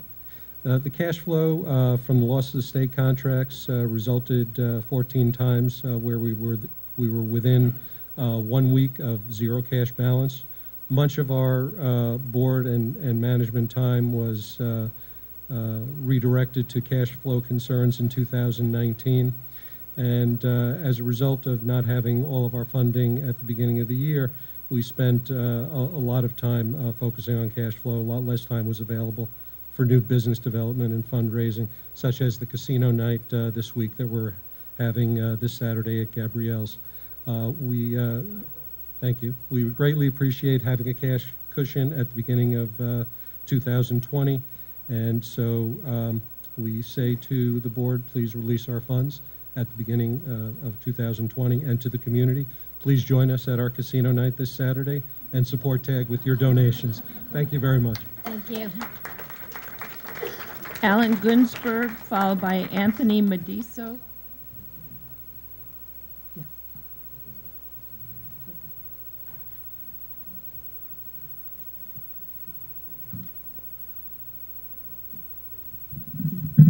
Good evening. Thank you to the board and for listening tonight. My name is Alan Gunsberg. I've lived in Coscob for the last 22 years. I brought 2 children through the school system in town that are both in college, and I am legally blind and I have a hearing impairment. I don't know how you guys got here tonight, but I got here in a TAG van, and I don't drive. I am the chairman of the First Selectman's Advisory Committee for People with Disabilities, and I'm also a board member of the Department of Human Services. There are plenty of people in this town that rely on TAG to get to doctor's appointments, rely on TAG to go have lunch with a friend, rely on TAG to go get a haircut. We don't drive. It's your responsibility as a town to make sure that we have transportation that's accessible and available. We have a great organization that does it. They work very hard to bring themselves back, to make themselves vibrant again, and to be able to solve the needs of the individuals in our town. And it's incumbent on you to fund them, not only because it's the right thing to do, because you're bound by the law to do that. So I tell you, I'm here tonight to tell you that we really do need to support TAG. Otherwise, people like me, older people, younger people, will be stuck at home. We won't get out. We can't drive here the same way you can. So I thank you for your time, and I hope that you'll support us. Thank you. Anthony Mediso, followed by Lucy Von Bracco. Good evening. I'm Anthony Medico. I am the president of the board of directors of TAG. A year ago, when the state pulled all of its contracts of transportation away from us, we could never imagine in a million years that we'd be standing here a year later talking about another year's funding. And I'm only here tonight to thank all of you, because we've been working with all of you throughout the past year, and without your support and the assistance of the town agencies, we probably would not be able to be standing here today. What you see in the back, the supporters for TAG, are many of the drivers and management that have kept their jobs despite a decrease in pay and benefits and whatnot, because they stay on because their heart is in the job, not in the paycheck, in transporting the town's elderly and sick and other needy who really need our services. And I know that TAG isn't an entity that anybody in the town really knows about. Not to say that we're not important, but we're not really out there. But when it comes down to it, we do the job. In doing the job, the funds from the town is very important. We have certain periods of time where we are able to do our fundraising and our events. And although a year ago we could definitely appreciate the BET's desire to parcel out the funds based upon the circumstances we were presented with the state, it actually serves to hinder our abilities to perform our functions for fundraising and whatnot, because we're constantly focused on keeping all of our drivers and the lights on. So if I can implore you to at least, if it's not the full distribution, maybe half this time, is, instead of quarters, that would really be appreciated and would give us a lot more time to focus on what we need to do, which is continuing to generate business and serve the town. So again, I want to thank each of you because we've been working with you, and we appreciate your support, and we're going to be here again next year. Thank you. Thank you. Lucy Von Brockel, followed by Peter Berg. Hi, thank you for having us here all tonight. I'm Lucy Von Brockel. I'm in District 4. I'm on the RTM, and I also am on the Transportation Committee for the RTM, and I just want to say that the presentation that we heard from TAG at the Transportation Committee was so amazing, and their turnaround is so impressive that they really deserve to have those conditions released. I support the fire station, I support our schools, I support the full school budget, and I definitely support long-term financing to handle all of that. So I'm a research junkie. One of the things I've been recently obsessed with is I've been wondering about the mentality of our town and how we, despite having the lowest mill rate and the highest grand list in town, why we always seem to be acting as though we're like Hartford or something. And what I've learned in doing some of the research that I do is that I think that a lot of times we kind of get in the weeds about things like pensions and headcount, when what's really happening here is that we've stopped growing. Some of the more obvious things that are signals to that are like the empty storefronts on Greenwich Avenue, which I think we all think are worrying, and the lack of possibilities for local owner-operated businesses to establish themselves here. One thing that I was looking at budgets from 2007 to 2017, and I noticed that our grand list has dropped by about $500 million in that time. Well, at the same time, we've increased the units of housing that we have by 600. I find that shocking. I've also noticed that our revenue in most departments has gone down, and that's a concern. We're not collecting as much in fines or fees anymore. And I have looked at our town compared to other Fairfield County towns, and we are among the slowest growing in terms of population, but sadly like the fastest growing in terms of our poverty rate. Our poverty rate has almost doubled over the last 5 years. And despite all of that, well, and we could raise our mill rate by like 25% and still be the lowest in the state.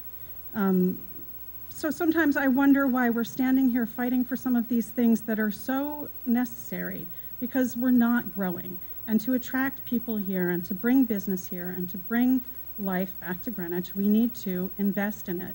And I'm not saying that we need to be profligate spenders, but that we need to facilitate growth smartly. We need to prioritize growth. When you're going through the budget, I ask you to think about what brought you here to Greenwich and why you stay here, and how that might relate to the budget items you're looking at. We need to get an economic development plan going here, and we need to look towards our future and plan smartly. Thank you.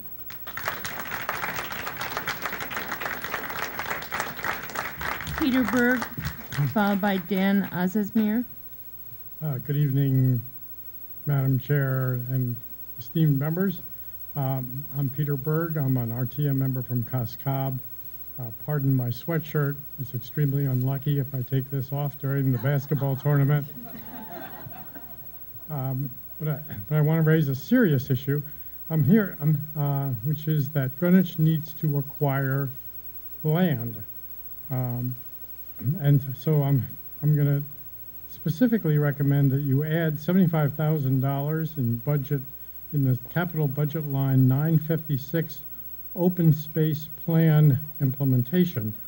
Currently, there's no money on that line until the year 2021, and then there's $75,000 every other year. Greenwich will be here for many generations, hundreds of generations. Greenwich has an open space plan that calls for protecting another square mile of land, over 600 acres. But Greenwich has not acquired any land since Pomerantz Tuckman, and that was 19 years ago. That was $35 million for 118 acres, a brilliant move. Since that time, very many properties have gone on the market. Many properties have been subdivided and sold. There have been many missed opportunities. The 2009 Plan of Conservation and Development called for acquiring land adjacent to schools. Brunswick School acquired that Tudor Jones property across King Street. Greenwich Academy has acquired many properties, but the town of Greenwich has acquired nothing. I know 2 large properties in Cos Cob that Greenwich should acquire for fields or open space or park land. I know 2 small properties adjacent to Cos Cob School that the town should acquire. Townwide, I know very many more, but particularly the Rockefeller property on Glenville Road that's adjacent to Glenville School. Greenwich needs to be on the alert and ready to act when one of these properties becomes available. Greenwich needs to build its fund balance, not use it to lower the mill rate. We are about to adopt an expanded senior tax credit that will also include low-income disabled homeowners. So keeping the mill rate low to benefit low-income residents is no longer an excuse for not acting now for future generations. Thank you for all you do. Dan Ozismir, followed by David Rudolph. Good evening, thank you. I'm Dan Ozismir. I live in Riverside, and I'm a representative on the RTM for District 5. First, I'd like to speak in support of the money that you put in the budget to improve our audio-video system in Town Hall. So I think now that we got that out of the way, I'd like to talk about the request in the operating budget that for $100,000 for independent fire analysis. And before I start talking about it, I want to say I do understand why people feel we need it. I also understand that there are proponents in the Northwest who feel this study is designed to delay their project.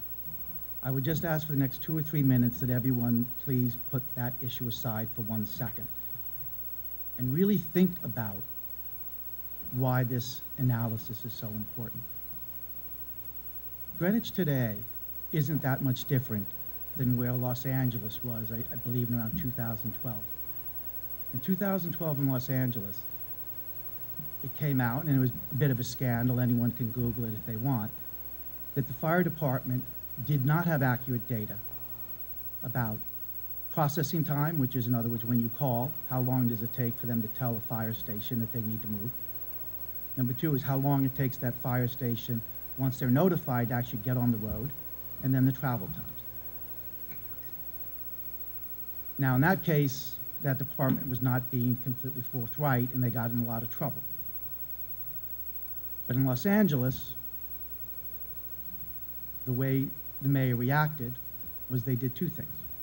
One is they said, first, we need good data. And it's understandable today why our data isn't good. I mean, even the fire department will admit that they don't know anything about processing time because the police department kind of keeps track of that. The turnout time, which is basically from the time they get the call to when they leave, they input on a laptop. Now, presumably, the firemen are thinking about something more than inputting something on the laptop when they're trying to get to their fire call. So maybe we can understand that they make mistakes. But there's no reason to even worry about that because we have GPS on our trucks, and if we don't, we should. So The call that comes in, the button that's pressed for notification, and then knowing the turnout time through GPS is something that is completely within our ability to do. Okay, sorry. And what I would say is that technology, we couldn't have done that 10 years ago. And I don't want to criticize the town for not having done this. But the bottom line is, we need that information. If you go to the town of Los Angeles website, any resident can go on the website and see all the times, average. They can actually go to their street address and find out what all these times are for something nearby. The second thing I'd like to say is that the turnout time for our firemen here is 2 minutes. In Los Angeles, it's 53 seconds. Now, we have the best trained, well-paid, well-resourced, amazing firemen, okay? If you look at the sheet that they handed out, 90% of the turnout times, and again, this is really the only thing we can really control, are well in excess of 53 seconds. If you look at this line is 53 seconds. Their turnout times averages 2, 3, 4, 5, 6, 8. So all I would ask is that, my point is that this study needs to be done. I think that if it isn't supported, forget the Northwest, I do think we're going to really regret it. I think this can be done, and it can be done effectively. Thank you. David Rudolph, followed by Mike Basham. David Rudolph, RTM, District 6. Madam Chairman, members of the BET, thank you for the opportunity to speak on behalf of constituents from my district. Number one, DPW's overtime budget cut should be restored. They return unused funds. It makes no sense to make this cut. Number two, Police Department Marine Services should not be cut by $100,000.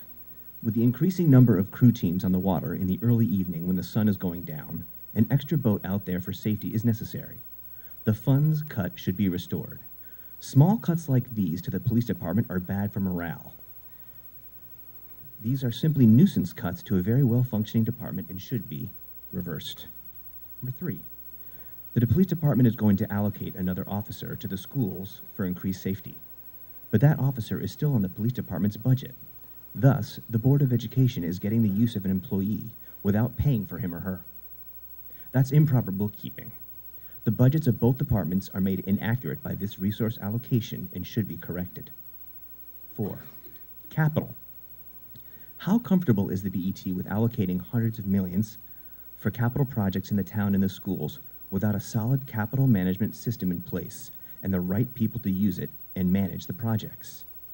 What is the BET going to do to ensure that funds are not allocated until the right systems and personnel are in place? 5, what is the BET's plan for preparing for further actions in Hartford that will put more financial pressure on Greenwich? How are you getting ready? And finally, natural grass fields. It's time for the BET to take a stand on the issue of natural grass fields. All elementary and middle school fields should be natural grass. All fields where young children and infants regularly play should be natural grass. Period. The known and unknown risks are simply too great to ignore. Next year's and all future years' BET budget guidelines should clearly state that such funding requests will be rejected. Full stop. Thank you. Thank you. Mike Basham, followed by Bob Brady. Bob Brady. Good evening. My name is Mike Basham. I'm an RTM member representing District 5.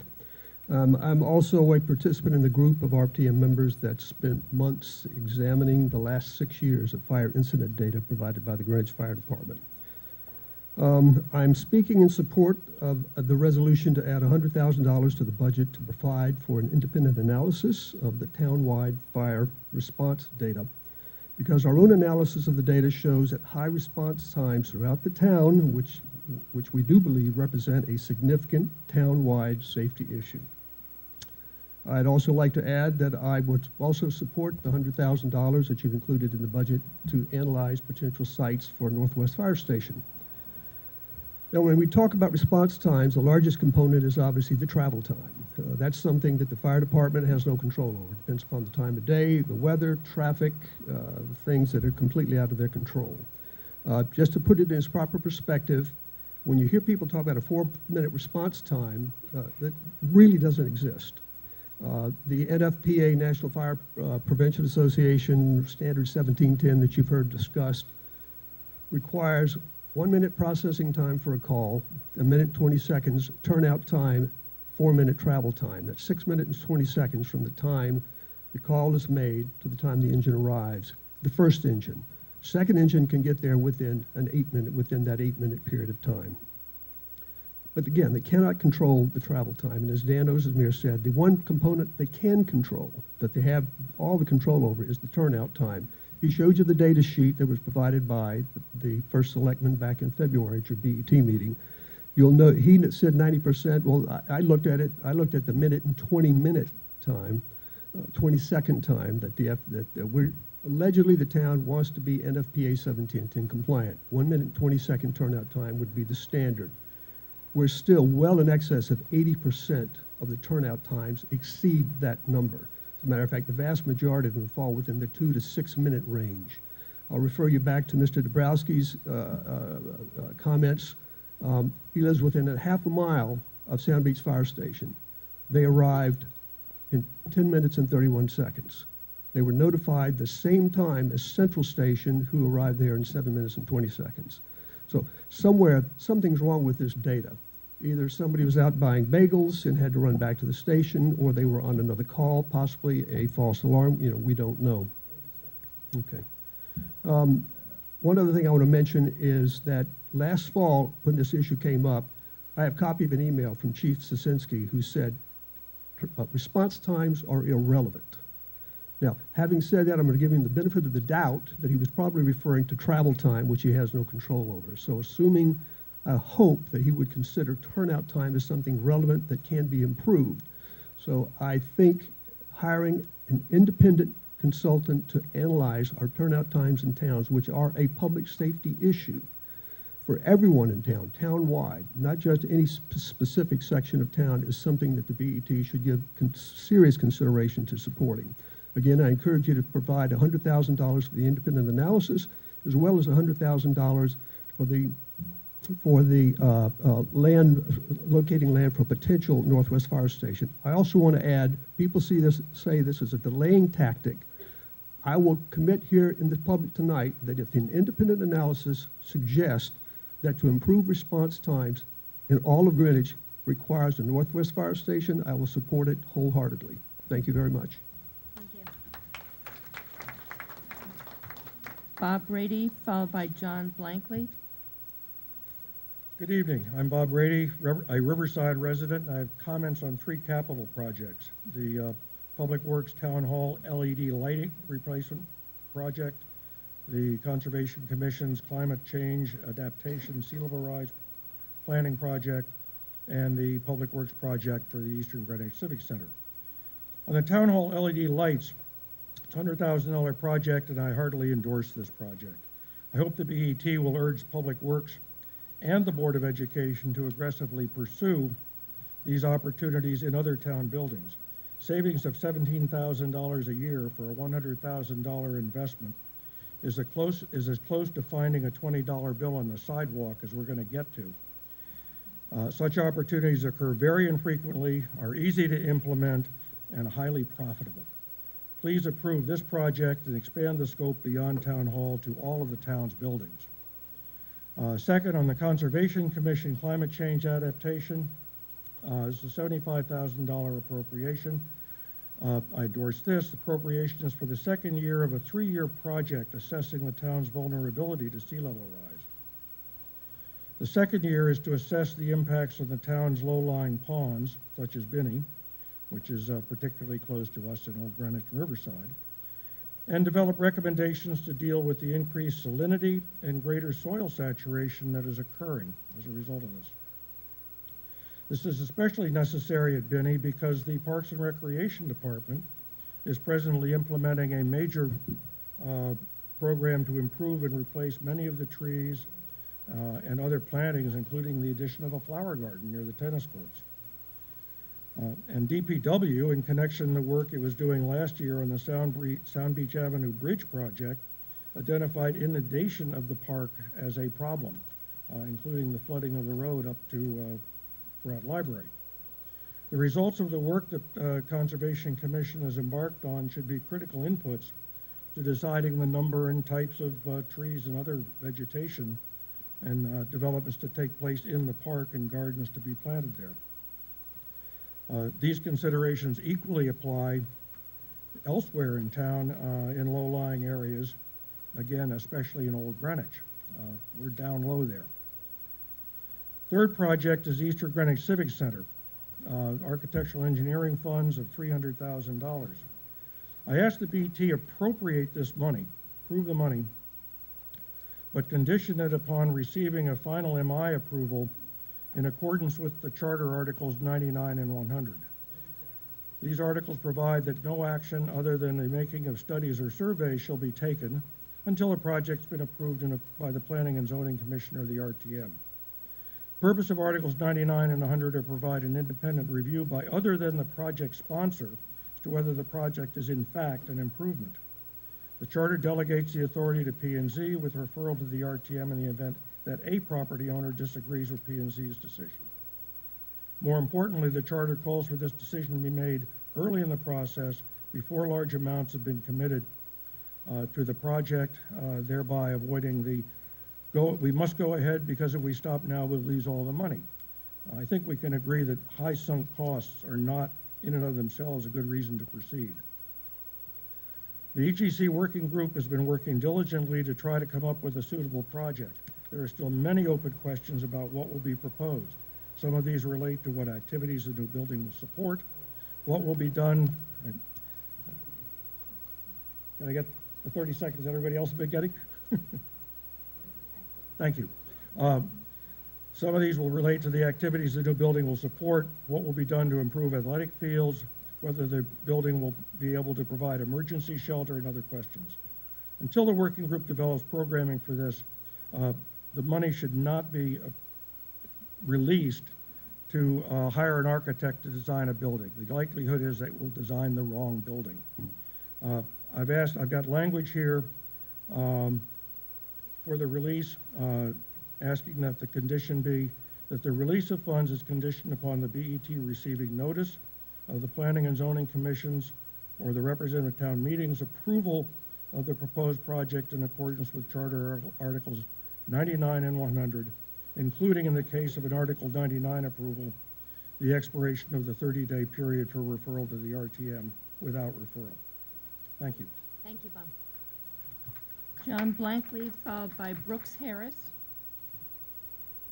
I ask speakers to try to keep themselves to the 3-minute requested. Sorry, Bob. John. Right before you, I'm reminding everyone. All right. Madam Chair, how pleasant that sounds, by the way.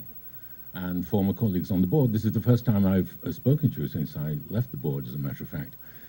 And I did think about haranguing you on the subject of long-term debt, but I'm just going to say that is a subject which I support. You know my arguments on the matter, and Republican members know my arguments. I could make yours and you could make mine, so I'm not going to spend time on it. I would just say, however, that the piece that Republican members put out in the local paper was an excellent exposition of the opposition to long-term debt, an excellent exposition of a point of view that is, of course, entirely wrong.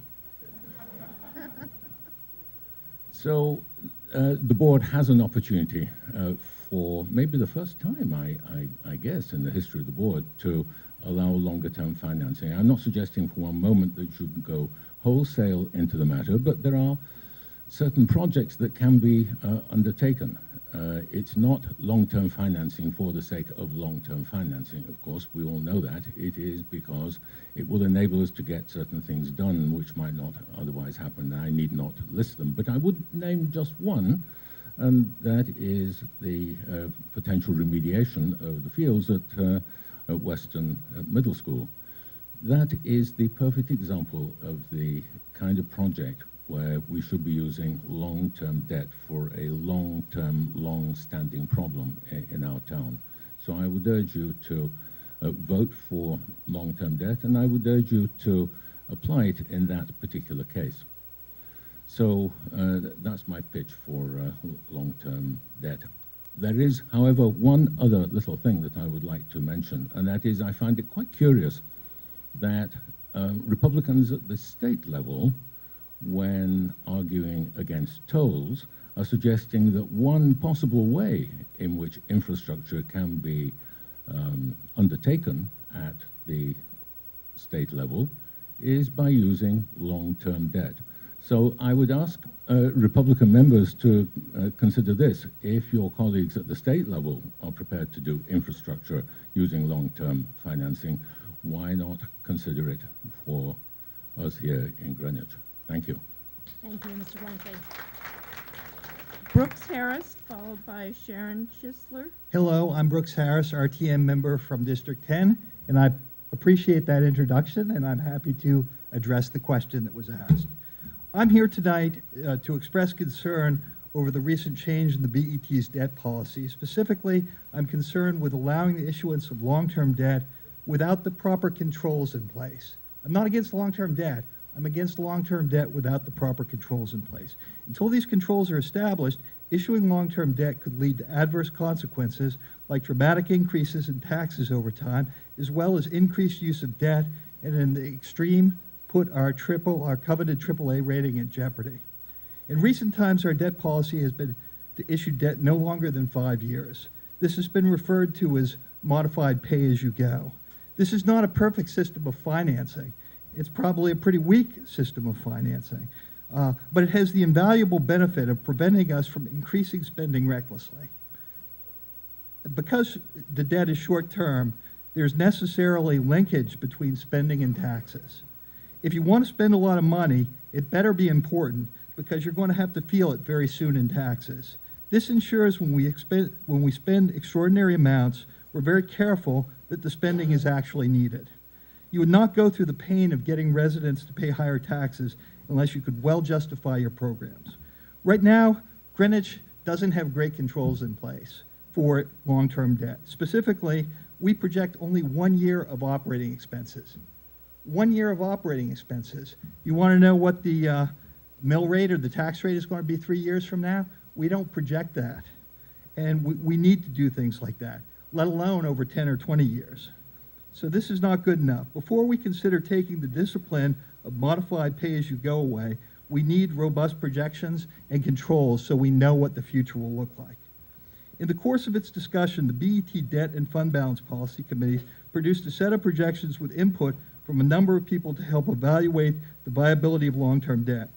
I viewed this process as highly constructive and a first step towards the type of evaluation we need before we can consider using long-term debt. But it's critical once you have the projections to actually use them. The scenarios that were looked at showed debt increasing from $200 million to $800 million over the next 15 years. And they also didn't project tax increases, but you could back out the kind of tax increases you'd need, and they were between 60 and 80%. So I'm not saying that those are the right numbers.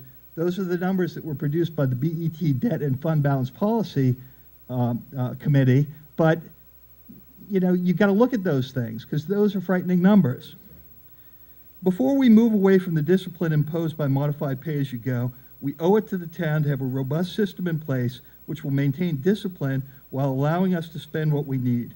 Developing and implementing a more robust system of financial projections and controls is particularly critical at this time, given the push for longer-term debt and the spending implied in the BOE master plan.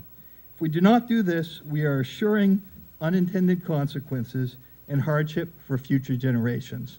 Thank you. Thank you. Sharon Schisler, followed by Harry Fisher. I want to thank all of you for all the work you have done. I've seen you in work, in action, and I wish I could see more of your action on TV with the right things. I just also want to say that I've been in Greenwich for 3 decades, and I've been fortunate enough to live in 4 different areas, so I have a feel of the place, as well as having been working here. in the past. I am a what-if person. I could put this down so I don't have to be on my tippy toes. When I was a 10-year-old, I lost 15 of my classmates in a school fire. They ended up to be dust, as well as my best friend was severely burned in the hospital for 9 months. So I definitely am articulating my need for and support of another fire station closer in the area that you've designed. By the way, that building, which was a wooden building, burned down in 27 minutes from the start. So that, and we have a number of houses and just buildings. I also want to support your looking at all the environmental aspects, water, the grounds that our children play in, and the air, and anything to do that, to clean that up even more is certainly worth the $1, or more than $1. And I think that's about it. And I also agree with your term financing. Not that I'm very good with finances, but I think that's probably, from what I've read, a good idea. And I want to thank you for letting me speak. Bye. Thank you. Harry Fisher, followed by Richard Preda. Hi, Harry Fisher, former Vice Chairman of the BET. Good evening, and thank you for your time serving the town. I expected to come here to discuss the town's debt financing plan prior to any decisions, but without a public hearing, the Democrats on this BET changed the plan last night to allow for long-term borrowing up to 20 years. If that is implemented, there is no going back. It is a one-time postponement of tax revenue that will have to be raised by future budgets. It makes a decision today that future taxpayers and BET members will have to accept without a vote. The origins of the plan date to the renovation of the high school and addition of the science wing that was a huge project relative to the budget at the time. However, not greater relative to anticipated capital projects now. The plan was improved to allow borrowing in public markets over the life of the construction of a project, but no more than 5 years. But wait, what is on the table today for capital projects is just a wish list with numbers that are barely guesstimates of cost. And it gets better. The numbers from the town's finance department show that the modified pay-as-you-go plan works just fine to handle the next 5 to 6 years of anticipated capital. There was no pressing need to change the town's debt financing plan that has served us so well for over 2 decades. One must ask why the Democrats are in such a hurry. Taken with the lack of a prior public hearing on such a weighty matter, one can only conclude that the Democrats want to gloss over their objectives. But wait, it gets better, or worse, depending on your view. The Democrats are proposing cuts to various budgets to reduce service levels where there have been no complaints about services. Is that really the best management technique? Cut until there are no complaints? Or is this just setting up the budget to make room to finance a higher level of debt service? Or perhaps it is in anticipation that state reimbursement for town school projects may be ending, and the state intends to shift more pension and other costs to the town. In any case, the town should live within its means, and long-term debt financing violates that principle. Then we must look at the ability of the town to increase and accelerate capital projects that would happen inevitably if we dip into the debt cookie jar. And here's where the picture gets much worse. At a joint meeting of the Board of Education and the BET, the report on the BOE maintenance and construction history was reviewed. I was there and have read the full report. It is nothing short of a damning condemnation of the Board of Education's ability to plan and manage even the simplest of projects. It was less sharp, but still critical of DPW. In short, we do not have the processes, procedures, or management capacity to properly and efficiently plan and implement major capital projects. The town's debt financing plan was a governor on the natural proclivity of government officials to spend other people's money and at the same time give the town flexibility to slow down capital projects if times were tough, such as 2008. The plan was not broken before last night. Now it is broken for all time. Thank you. Thank you. Richard DePretta, followed by Dr. Carl Carlson.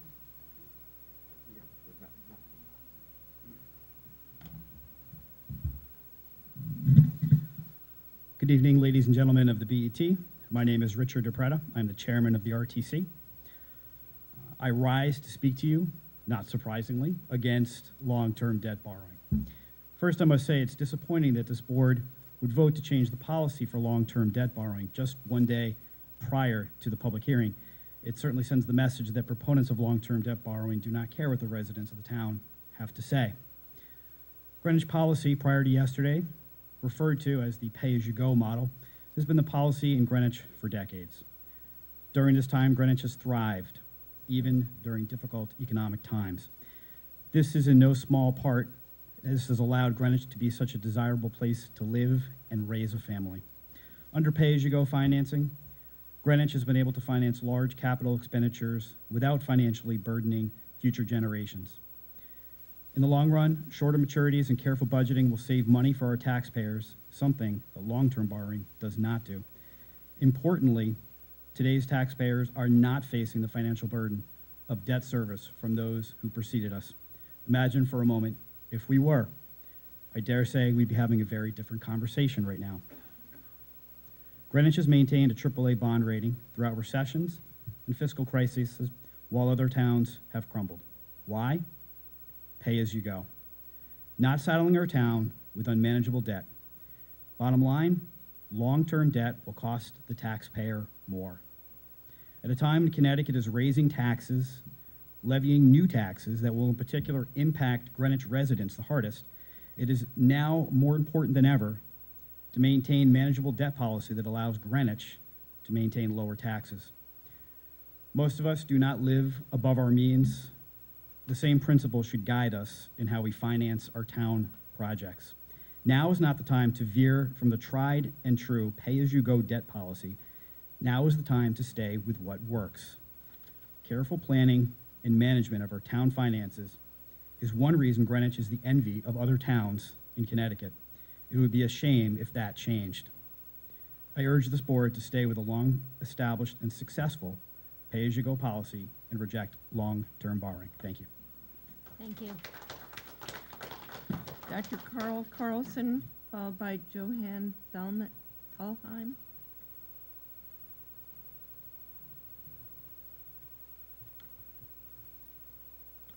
Ladies and gentlemen of the BET, 100 years ago, William Butler Yeats wrote a poem entitled 1919. In that poem, he has a phrase, "The center will not hold." I maintain that in the history of this country and this state, we're approaching that period. Something needs to be done. I come here to talk about a budget that would have more restraint and more caution in it than I initially perceived. I call for this because there are a lot of people who have trouble with their finances. I ran a campaign for RTC last year that I won. I met an old lady who told me that most of her Social Security goes for taxes, and she did not seem too rich to me. There are all kinds of problems. I personally opposed the Donald Trump tax cut and the change in the tax law as being bad for this country and particularly bad for this state.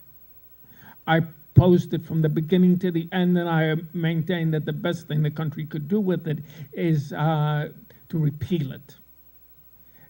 When I say this is an outside pressure that we have, and the condition of the state of Connecticut and the toils of Governor Lamont are evidence of tremendous problems at the state level.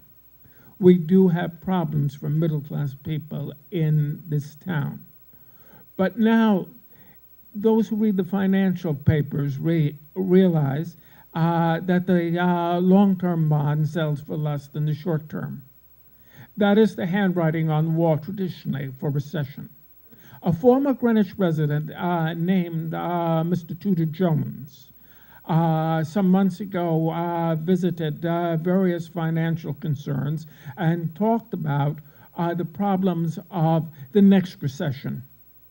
He said that the Federal Reserve no longer had the tools to bail out of a recession or a depression that it had had previously.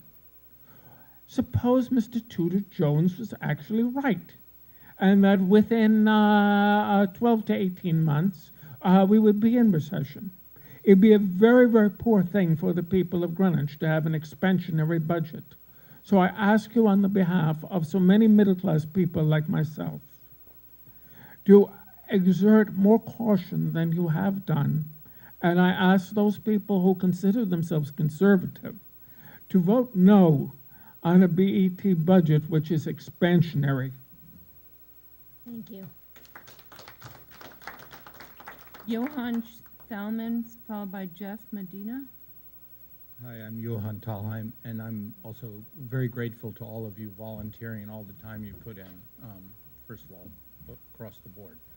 I am very much for pay-as-you-go. I think the people that came before us, our parents, or people that came to the town, basically didn't burden us with debt.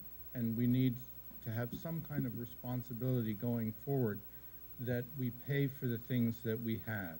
We'll always have capital improvements. There's no reason that we can't save for those capital improvements.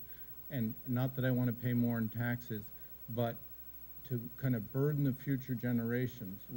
I don't think we're being adults in a way, that to kind of push that debt off onto the future.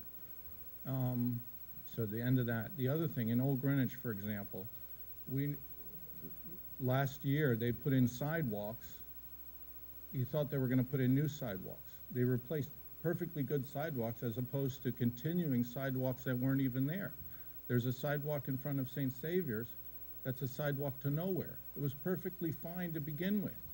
And instead of putting in new sidewalks or new curbs on streets where they could be used and allocating those same resources as opposed to tearing out something that works,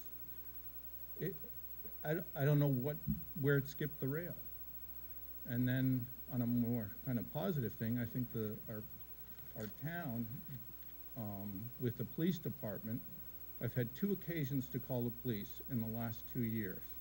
And both times they were there and they caught the burglars or perpetrators or whatever, both times.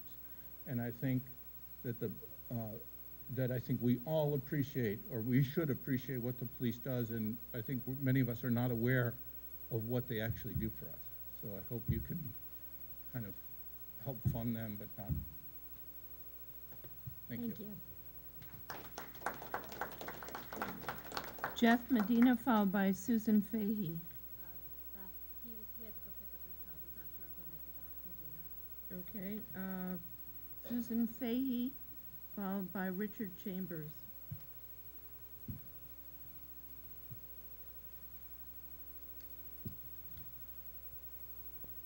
Hello, everyone. I think I submitted my name like 3 times because somehow I didn't get called. Okay, hi. Good evening to all the BTA members and distinguished guests that are left. I'm Susan Fahey, Chair of District 11. I'm the Education Committee Delegate and also the Secretary. I'm rise tonight to speak for 2 reasons.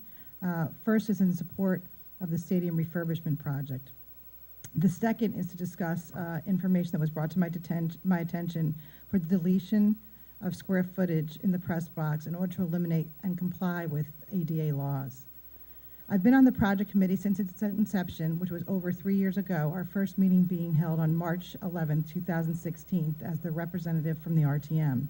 This was long before we sent out RFPs and interviewed and hired the architects of KG&D. Our group, as you know, has had great turnover with members with the superintendent's turnover, high school headmasters, Board of Ed reps, facilities managers, and COOs, etc., which has made it a very difficult task. But a recent article in the Greenwich Times discussed the BET reduction of the stadium refurbishment project, first from $8.4 to $1.3 million, a number that no one in our immediate group could figure out where it came from or what it actually represented. While I understand the last 3 years since our project was started and 2 years since we had town-wide stakeholder meetings, the economic climate has changed. Washington has changed, Hartford has changed, and Greenwich has changed. Uncertainty over teacher pensions, grand list values have all weighed heavily on the BET's mind. Additionally, since the inception of our group, we've also gotten an approximate $750 million long-term ask for school upgrades, refurbishments, and replacements. Our group is not unaware of these, but some things still remain when we started this 3 years ago. The bleachers are failing. No one can debate this. Many of you, I sent an email today. We had a note come in from the opposing team this weekend during the lacrosse girls tournament, where the visitor's side bleacher had one of the dad's foot go through it. It's roughly at the 50-yard line on the visitor's side. The bathrooms, as you know, are porta potties and have always been unacceptable and need to be dealt with. These are not wants, but needs. While it's always been horrific to have porta potties, I recently went to a football game, which is at night, and it was difficult to watch the elderly and children try to go into dark bathrooms. And the press box continues to be an issue. It is old, decrepit, failing, and no longer fits the number of people we need in today's modern world for game streaming, filming, and calling the game. We also need to properly update electrical wiring and live streaming for games.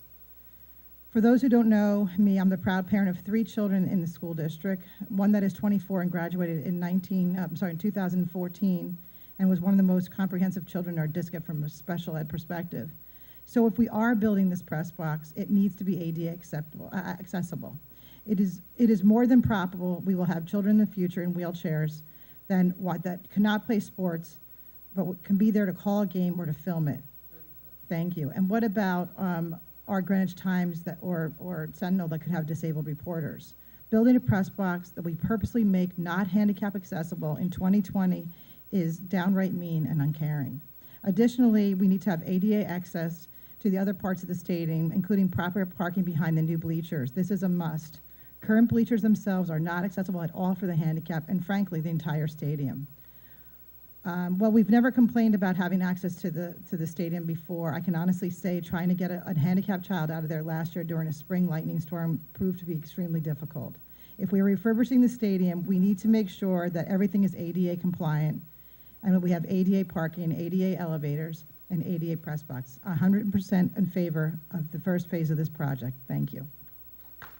Thank you. Richard Chambers, followed by Laura Costin.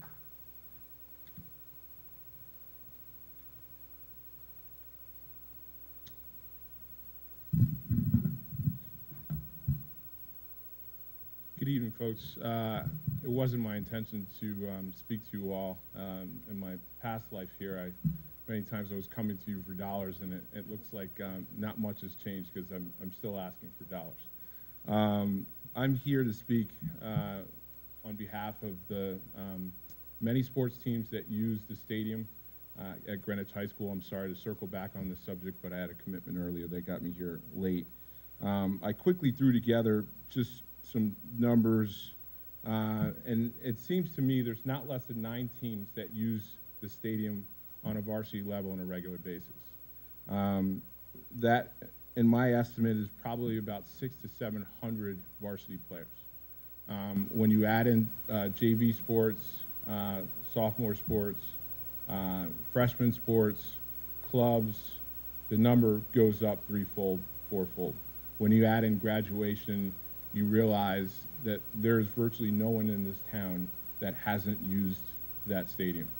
And yet the argument continues to be the stadium is pre-existing, non-conforming, it doesn't need to be ADA accessible, and I'm here to tell you that that's embarrassing and that's not a good enough answer. We are Greenwich, we are better than that response. We owe it to our families, we owe it to our citizens to afford them the ability to utilize that stadium just like any able-bodied resident is able to do, and quite frankly, any visitor. There was a comment that was made a little bit earlier, and it said the budget system that we have here is working. I'm here to tell you, if you look around, everyone here is asking for money. So would you say that it's working, or would you say that there's some need for improvement? I would tell you there's need for improvement, okay? We clearly cannot address every need that's out there. The north corner wants something that's relative to the south corner. The West wants to be treated fairly and equitably, just as the East is. The truth of the matter is, I know what that balancing act is for you all, but I'm here to say we have clearly ignored infrastructure, and it's time that we pay attention to some of these issues, because that's what defines this town. That's what makes Greenwich special. So, without repeating a lot of the things that have been said to you, thank you, Peter. Without repeating a lot of the things that have already been said to you, I will simply say this. I'm not a Democrat. I'm not a Republican. I'm a Greenwich resident. I believe everyone should have the same opportunities that I had as a student attending Greenwich High School. Those fields allowed me the ability to go off to college. Those fields do those same things to a lot of middle-class kids that are here. They do a lot for the low-income kids that are here, as well as the upper echelons kids that are here. That's the one balance that exists. And I'm here to tell you that everyone that comes to watch those kids should be able to have the same viewing ability as the most able-bodied person. I ask you to put those dollars in the budget, the $3.8 million for the stands, the bathrooms, and allow everyone the opportunity to use the stadium in a dignified way. Thank you. Laura Costin, followed by John Conti.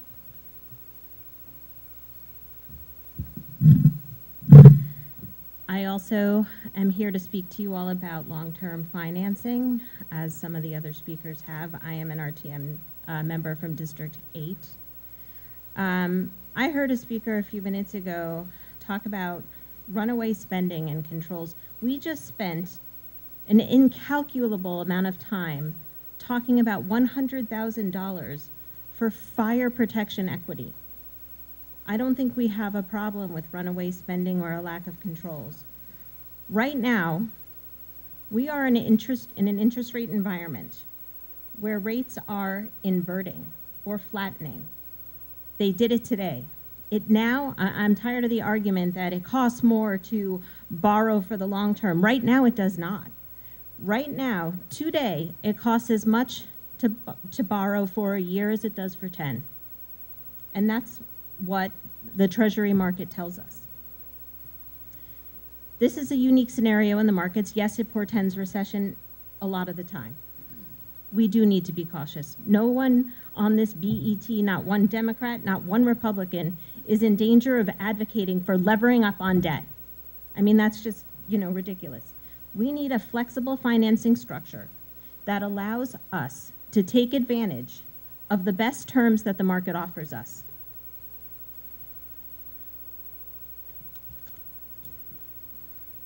We need to do what is prudent. There is no excuse not to look at what's advantageous for our town financially. We already have what I would call a scattershot debt policy in this town. We pay as you go sometimes, and sometimes, for sewers or nursing homes, we borrow for the long term. This is not an either or scenario. We can have the best of both. And the document voted on last night and put forward by our chair was put out in February. It was under old business. There was no, passing this before a public comment. There have been multiple BET meetings where this policy could have been commented on by the public.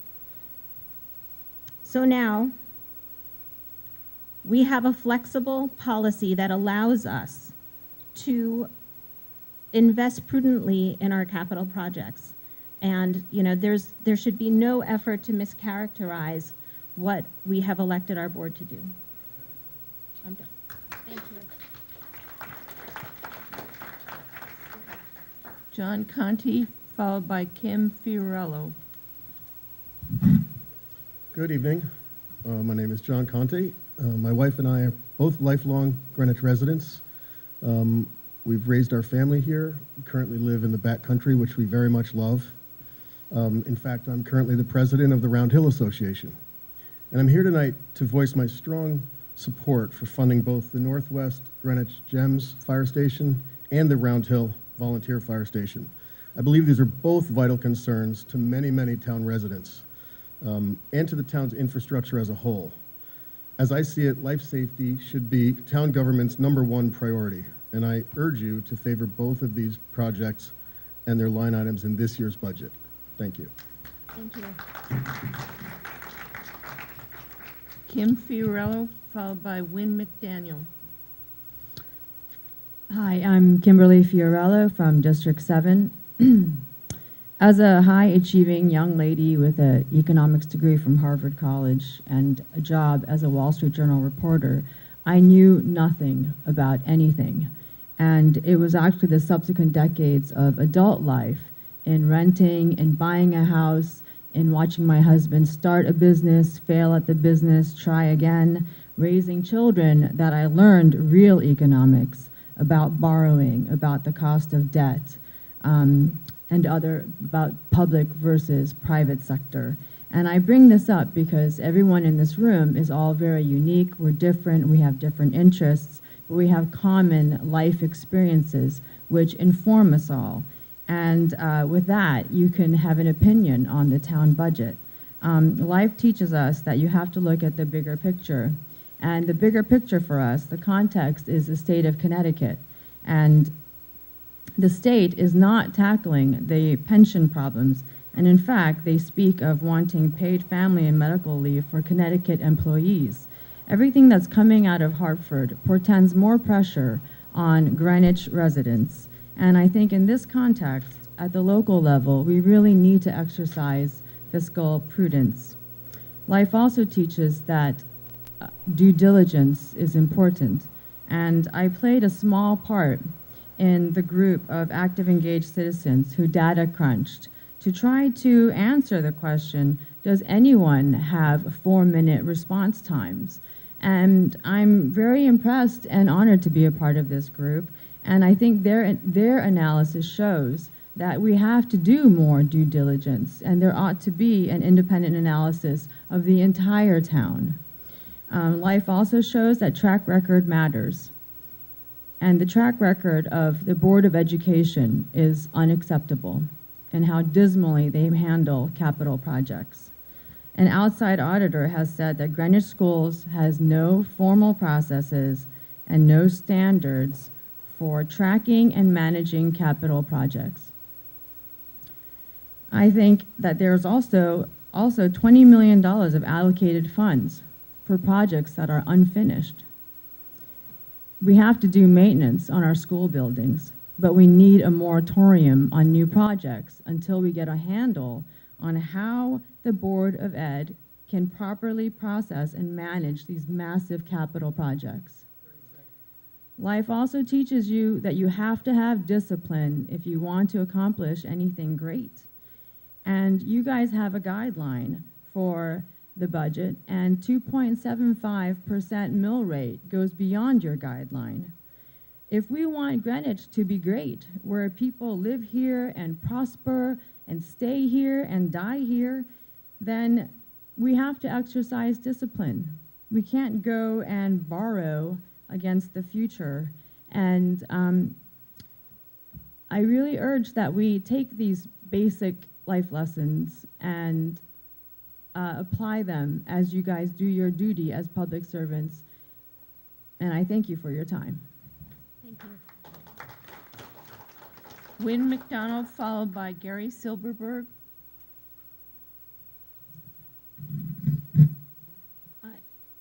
Hello. Again, my name is Wynn McDaniel. I'm the chair of the District 7 RTM, and I'm here to talk to you about 2 different items. The first one is the debt policy. I do not support the change in the debt policy. And I just want to explain something on a more personal note. My daughter was born in Greenwich. I've lived in Greenwich most of my life. My daughter was born at Greenwich Hospital. She lived here. She's going to be graduating from college in May, and she's going to start her job. And all she has talked about all her life is how she wants to move her family to Greenwich and live in Greenwich and raise her family.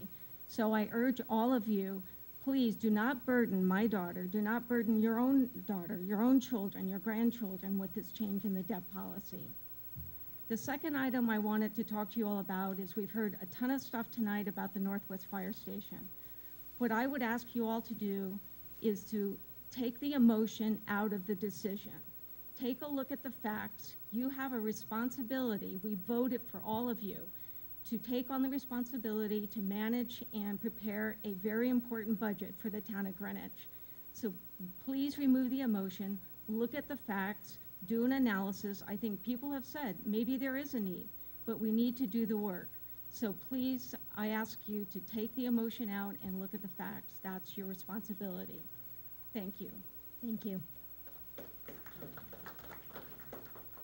Mike Garrett? Curley was actually going to speak on the subject, and I want to hear his name in ahead of me, so I'd like to let him speak first.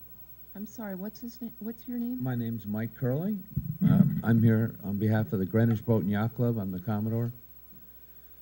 I'm here on behalf of Greenwich Boat and Yacht Club and myself to speak about the cuts they're talking about for the Greenwich Police Department Marine Division.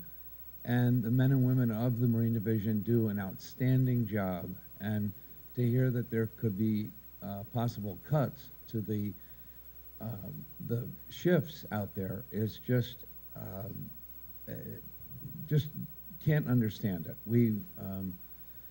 I know there's other places money can come from, but to take it from the Marine Division where it's needed so badly from 8 o'clock p.m. until 11 p.m.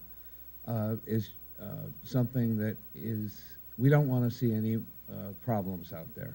And they do such a great job. We owe them so much. The Greenwich Police is probably one of the best equipped and finest officers they have out there on the Sound, and we don't want to see that be cut into. And like I said, from Greenwich Boat and Yacht Club, we have over 300 members.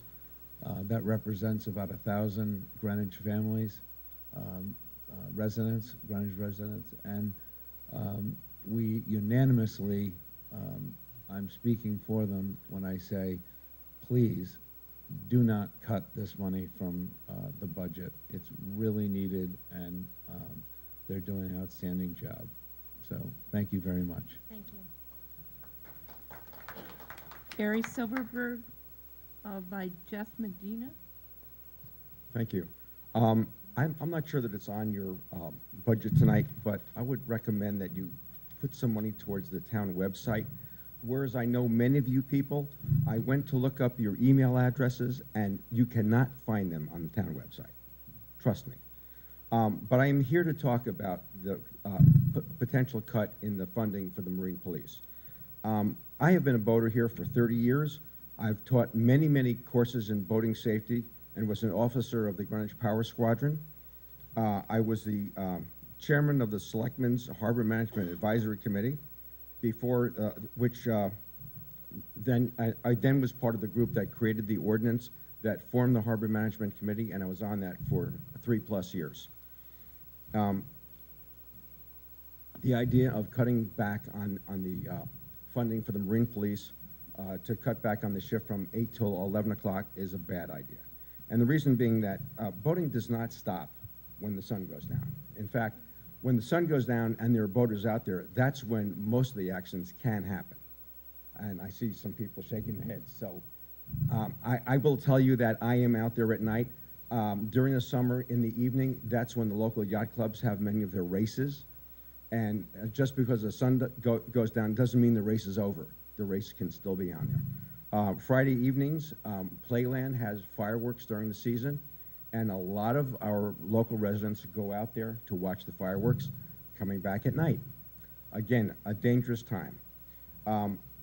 What is probably not known is that the Coast Guard does not respond to local emergencies. They've had cuts in their funding. So were there to be an emergency out there and our staff not on, they went off duty at 8 o'clock, for them to be called back would take an inordinate amount of time. Were the Coast Guard to respond, the nearest Coast Guard station is Eaton's Neck. It is about 13 nautical miles from Greenwich Harbor. A nautical mile, by the way, is longer than a statute mile, so it's more than 13 statute miles. It would take probably close to an hour for a response to come in from the Coast Guard at Eaton's Neck. This is also a matter of public safety. if you're going to cut down on the patrols, we have a critical issue of protecting life and property. Thank you. So I would ask that you don't do that. You leave that money there. And it's not like the guy who was on patrol at Greenwich Avenue can quickly come over and get on a boat. Can't happen. One last thing. Oh, and another way to save money, by the way, is, and this is a long-term thing. There are currently 3 town ferries, one of which serves Great Captain's Island, and it's based on the tides. It can only go out there at higher tides. If you were to extend that dock or dredge in front of it so that one of the other town boats, one of the other town ferries, could make a loop and pass by both islands, that would save money in getting rid of one of the boats and getting rid of one of the staffs. So, thank you. Just one last thing. My next blood drive is April 1st. I run it at Greenwich, at Temple Shalom, and it's become the most productive blood drive in the state. Please sign up at redcrossblood.org. Thank you. Are there any other people here who wanted to speak but didn't sign up? Okay, one of you and in the pink? Yes. Please state your name. Hi, my name is Mary Gibbons, and I'm a longtime resident as well of Greenwich, and I'm also a member of the Greenwich Boat and Yacht Club, and I believe every girl should have her own boat and her own dog. So I've been in the boating and around the boating for a very long time, and a lot of people move to Greenwich just for our gorgeous shoreline. And I'm also a member of the Greenwich Boat and Yacht Club. We not only have Greenwich residents out there in the waters, but we also have a lot of boaters from New York, from across the Sound, from down the Sound, from up the Sound, and our islands are really, really our treasures. I mean, they're just so lovely and well maintained, and without the Greenwich Marine Police there, I think that a lot more dangerous. It would be a very dangerous situation out there. We have, I know we have our harbor master, but it's really our Marine Division that we rely on for everything. And as everyone said, you know, the boating doesn't stop when the sun goes down, and many of us actually stay out on our moorings overnight. And a lot can happen. There are pickup storms, there are accidents, and I'm just urging you as well to please do not take that money away from the Marine Division. Thank you. Thank you. I'm not going to add anything more. My name is Rick Crowell, but I will substantiate everything everybody said there and support it. 8 to 11 is a prime time for the Marine Division, especially for the recreational boaters that are on the water only during the summer months. That schedule is only it relies on the ferry schedule. So when the ferries are running and stop, that's when your schedule stops. So you got it. Please support that reinstatement. We have a woman in pink. I'm sorry, you Molly's stepped coming, in yeah. front. So I just, while you're on that topic, because I know what I know. So, but thank you. Thank you, Rebecca. Please state your name. Molly Salibi, lifelong resident and District 8 RTM member. I want to speak just to support both the capital budgets for both the Board of Education and the town. Anybody who knows me knows my position is that I do not believe that the town has done an adequate job maintaining and improving the majority of its capital assets. And in fact, I find it substandard. With respect to Cardinal Stadium, I'm in support of the funding for Phase 1, not a reduction to 1.3 million. The Board of Education has explained that the 1.3 million wouldn't even cover the design and the delivery of the bleachers or the removal of the old bleachers. And that if both home and away bleachers were put together, the price in the long term would be cheaper. In addition to that, our away side bleachers also serve our families during graduation. I have 2 nieces left who will graduate Greenwich High School in 2021 and 2023, and I would love for this board to guarantee that my mother will get to sit in brand-new ADA compliant bleachers to see her last grandchildren graduate, which will be number 11 and 12 of her children and grandchildren to go through the Greenwich Public Schools. We have to wait in the cold for a golf cart during football games to be taken up to the stadium. The paths are not that safe. There is no, my mother can't use a portable toilet at Greenwich High School Stadium. Things just take too long to get done around here. And you know, if you need to place some conditions on this phase one, as you did last year with Central's feasibility study, for some additional information, come back with a, you know, an altered site plan. Maybe, you know, work a little bit better with, not better with, but work with the Greenwich Athletic Foundation on some of the suggestions that they have made or some of the research that they have done. But let's get the bleachers moved up. You know, we drive up all the time and drop my mom off, you know, where you're really not supposed to, up there, and walk down the chain link fence down the hill. And, you know, I'm speaking on behalf of future families and future generations in this town, because my family will be gone, you know, another 20, 30 years before people will be back at the high school, if everyone decides to stay or anyone decides to stay. I will also acknowledge that I do appreciate the things that have been done. My niece has been able to enjoy MISA while she's been there. Sadly, all my nephews miss the new locker rooms, but you know, it just takes too long to get things done. And I support long-term financing for, you know, judicious long-term financing for capital projects where it makes sense. And lastly, let's look at the suggestions and direction that the Blum-Shapiro report provided. Just because things have not been well managed doesn't mean that we shouldn't do them. Let's demand better management and oversight from the Board of Education, and let's work with them. It's not a reason to not spend and move forward. Thank you. Thank you. Thank you. Is there anyone else? Okay, I just want to read into the record that Marianne Gadanella apparently signed up but wasn't able to stay, and asked that we simply acknowledge that she opposes any changes to the current pay-as-you-go funding for capital projects. And Madam Chair, I believe that is it. Okay. If there's no one else who would like to speak this evening, I'm going to close the public hearing at 9:45. I'd like to thank all of you who remained here, and anyone who was here earlier and watching at home, for coming out and letting us know what you think about the town, its services, your priorities. We will be voting on Thursday, starting at 4 o'clock in this room. It's not a public hearing, but it is a public meeting if you'd like to attend. And if you have additional comments that you'd like to share with us before that time, please, my town email is jill.overlander@greenwichct.org. Thank you. Please email me. I will forward it to the full BET, jill.overlander@greenwichct.org. And I'm happy to spread that around. And can I have a motion to adjourn? Thank you. All in favor? Aye. Thank you very much.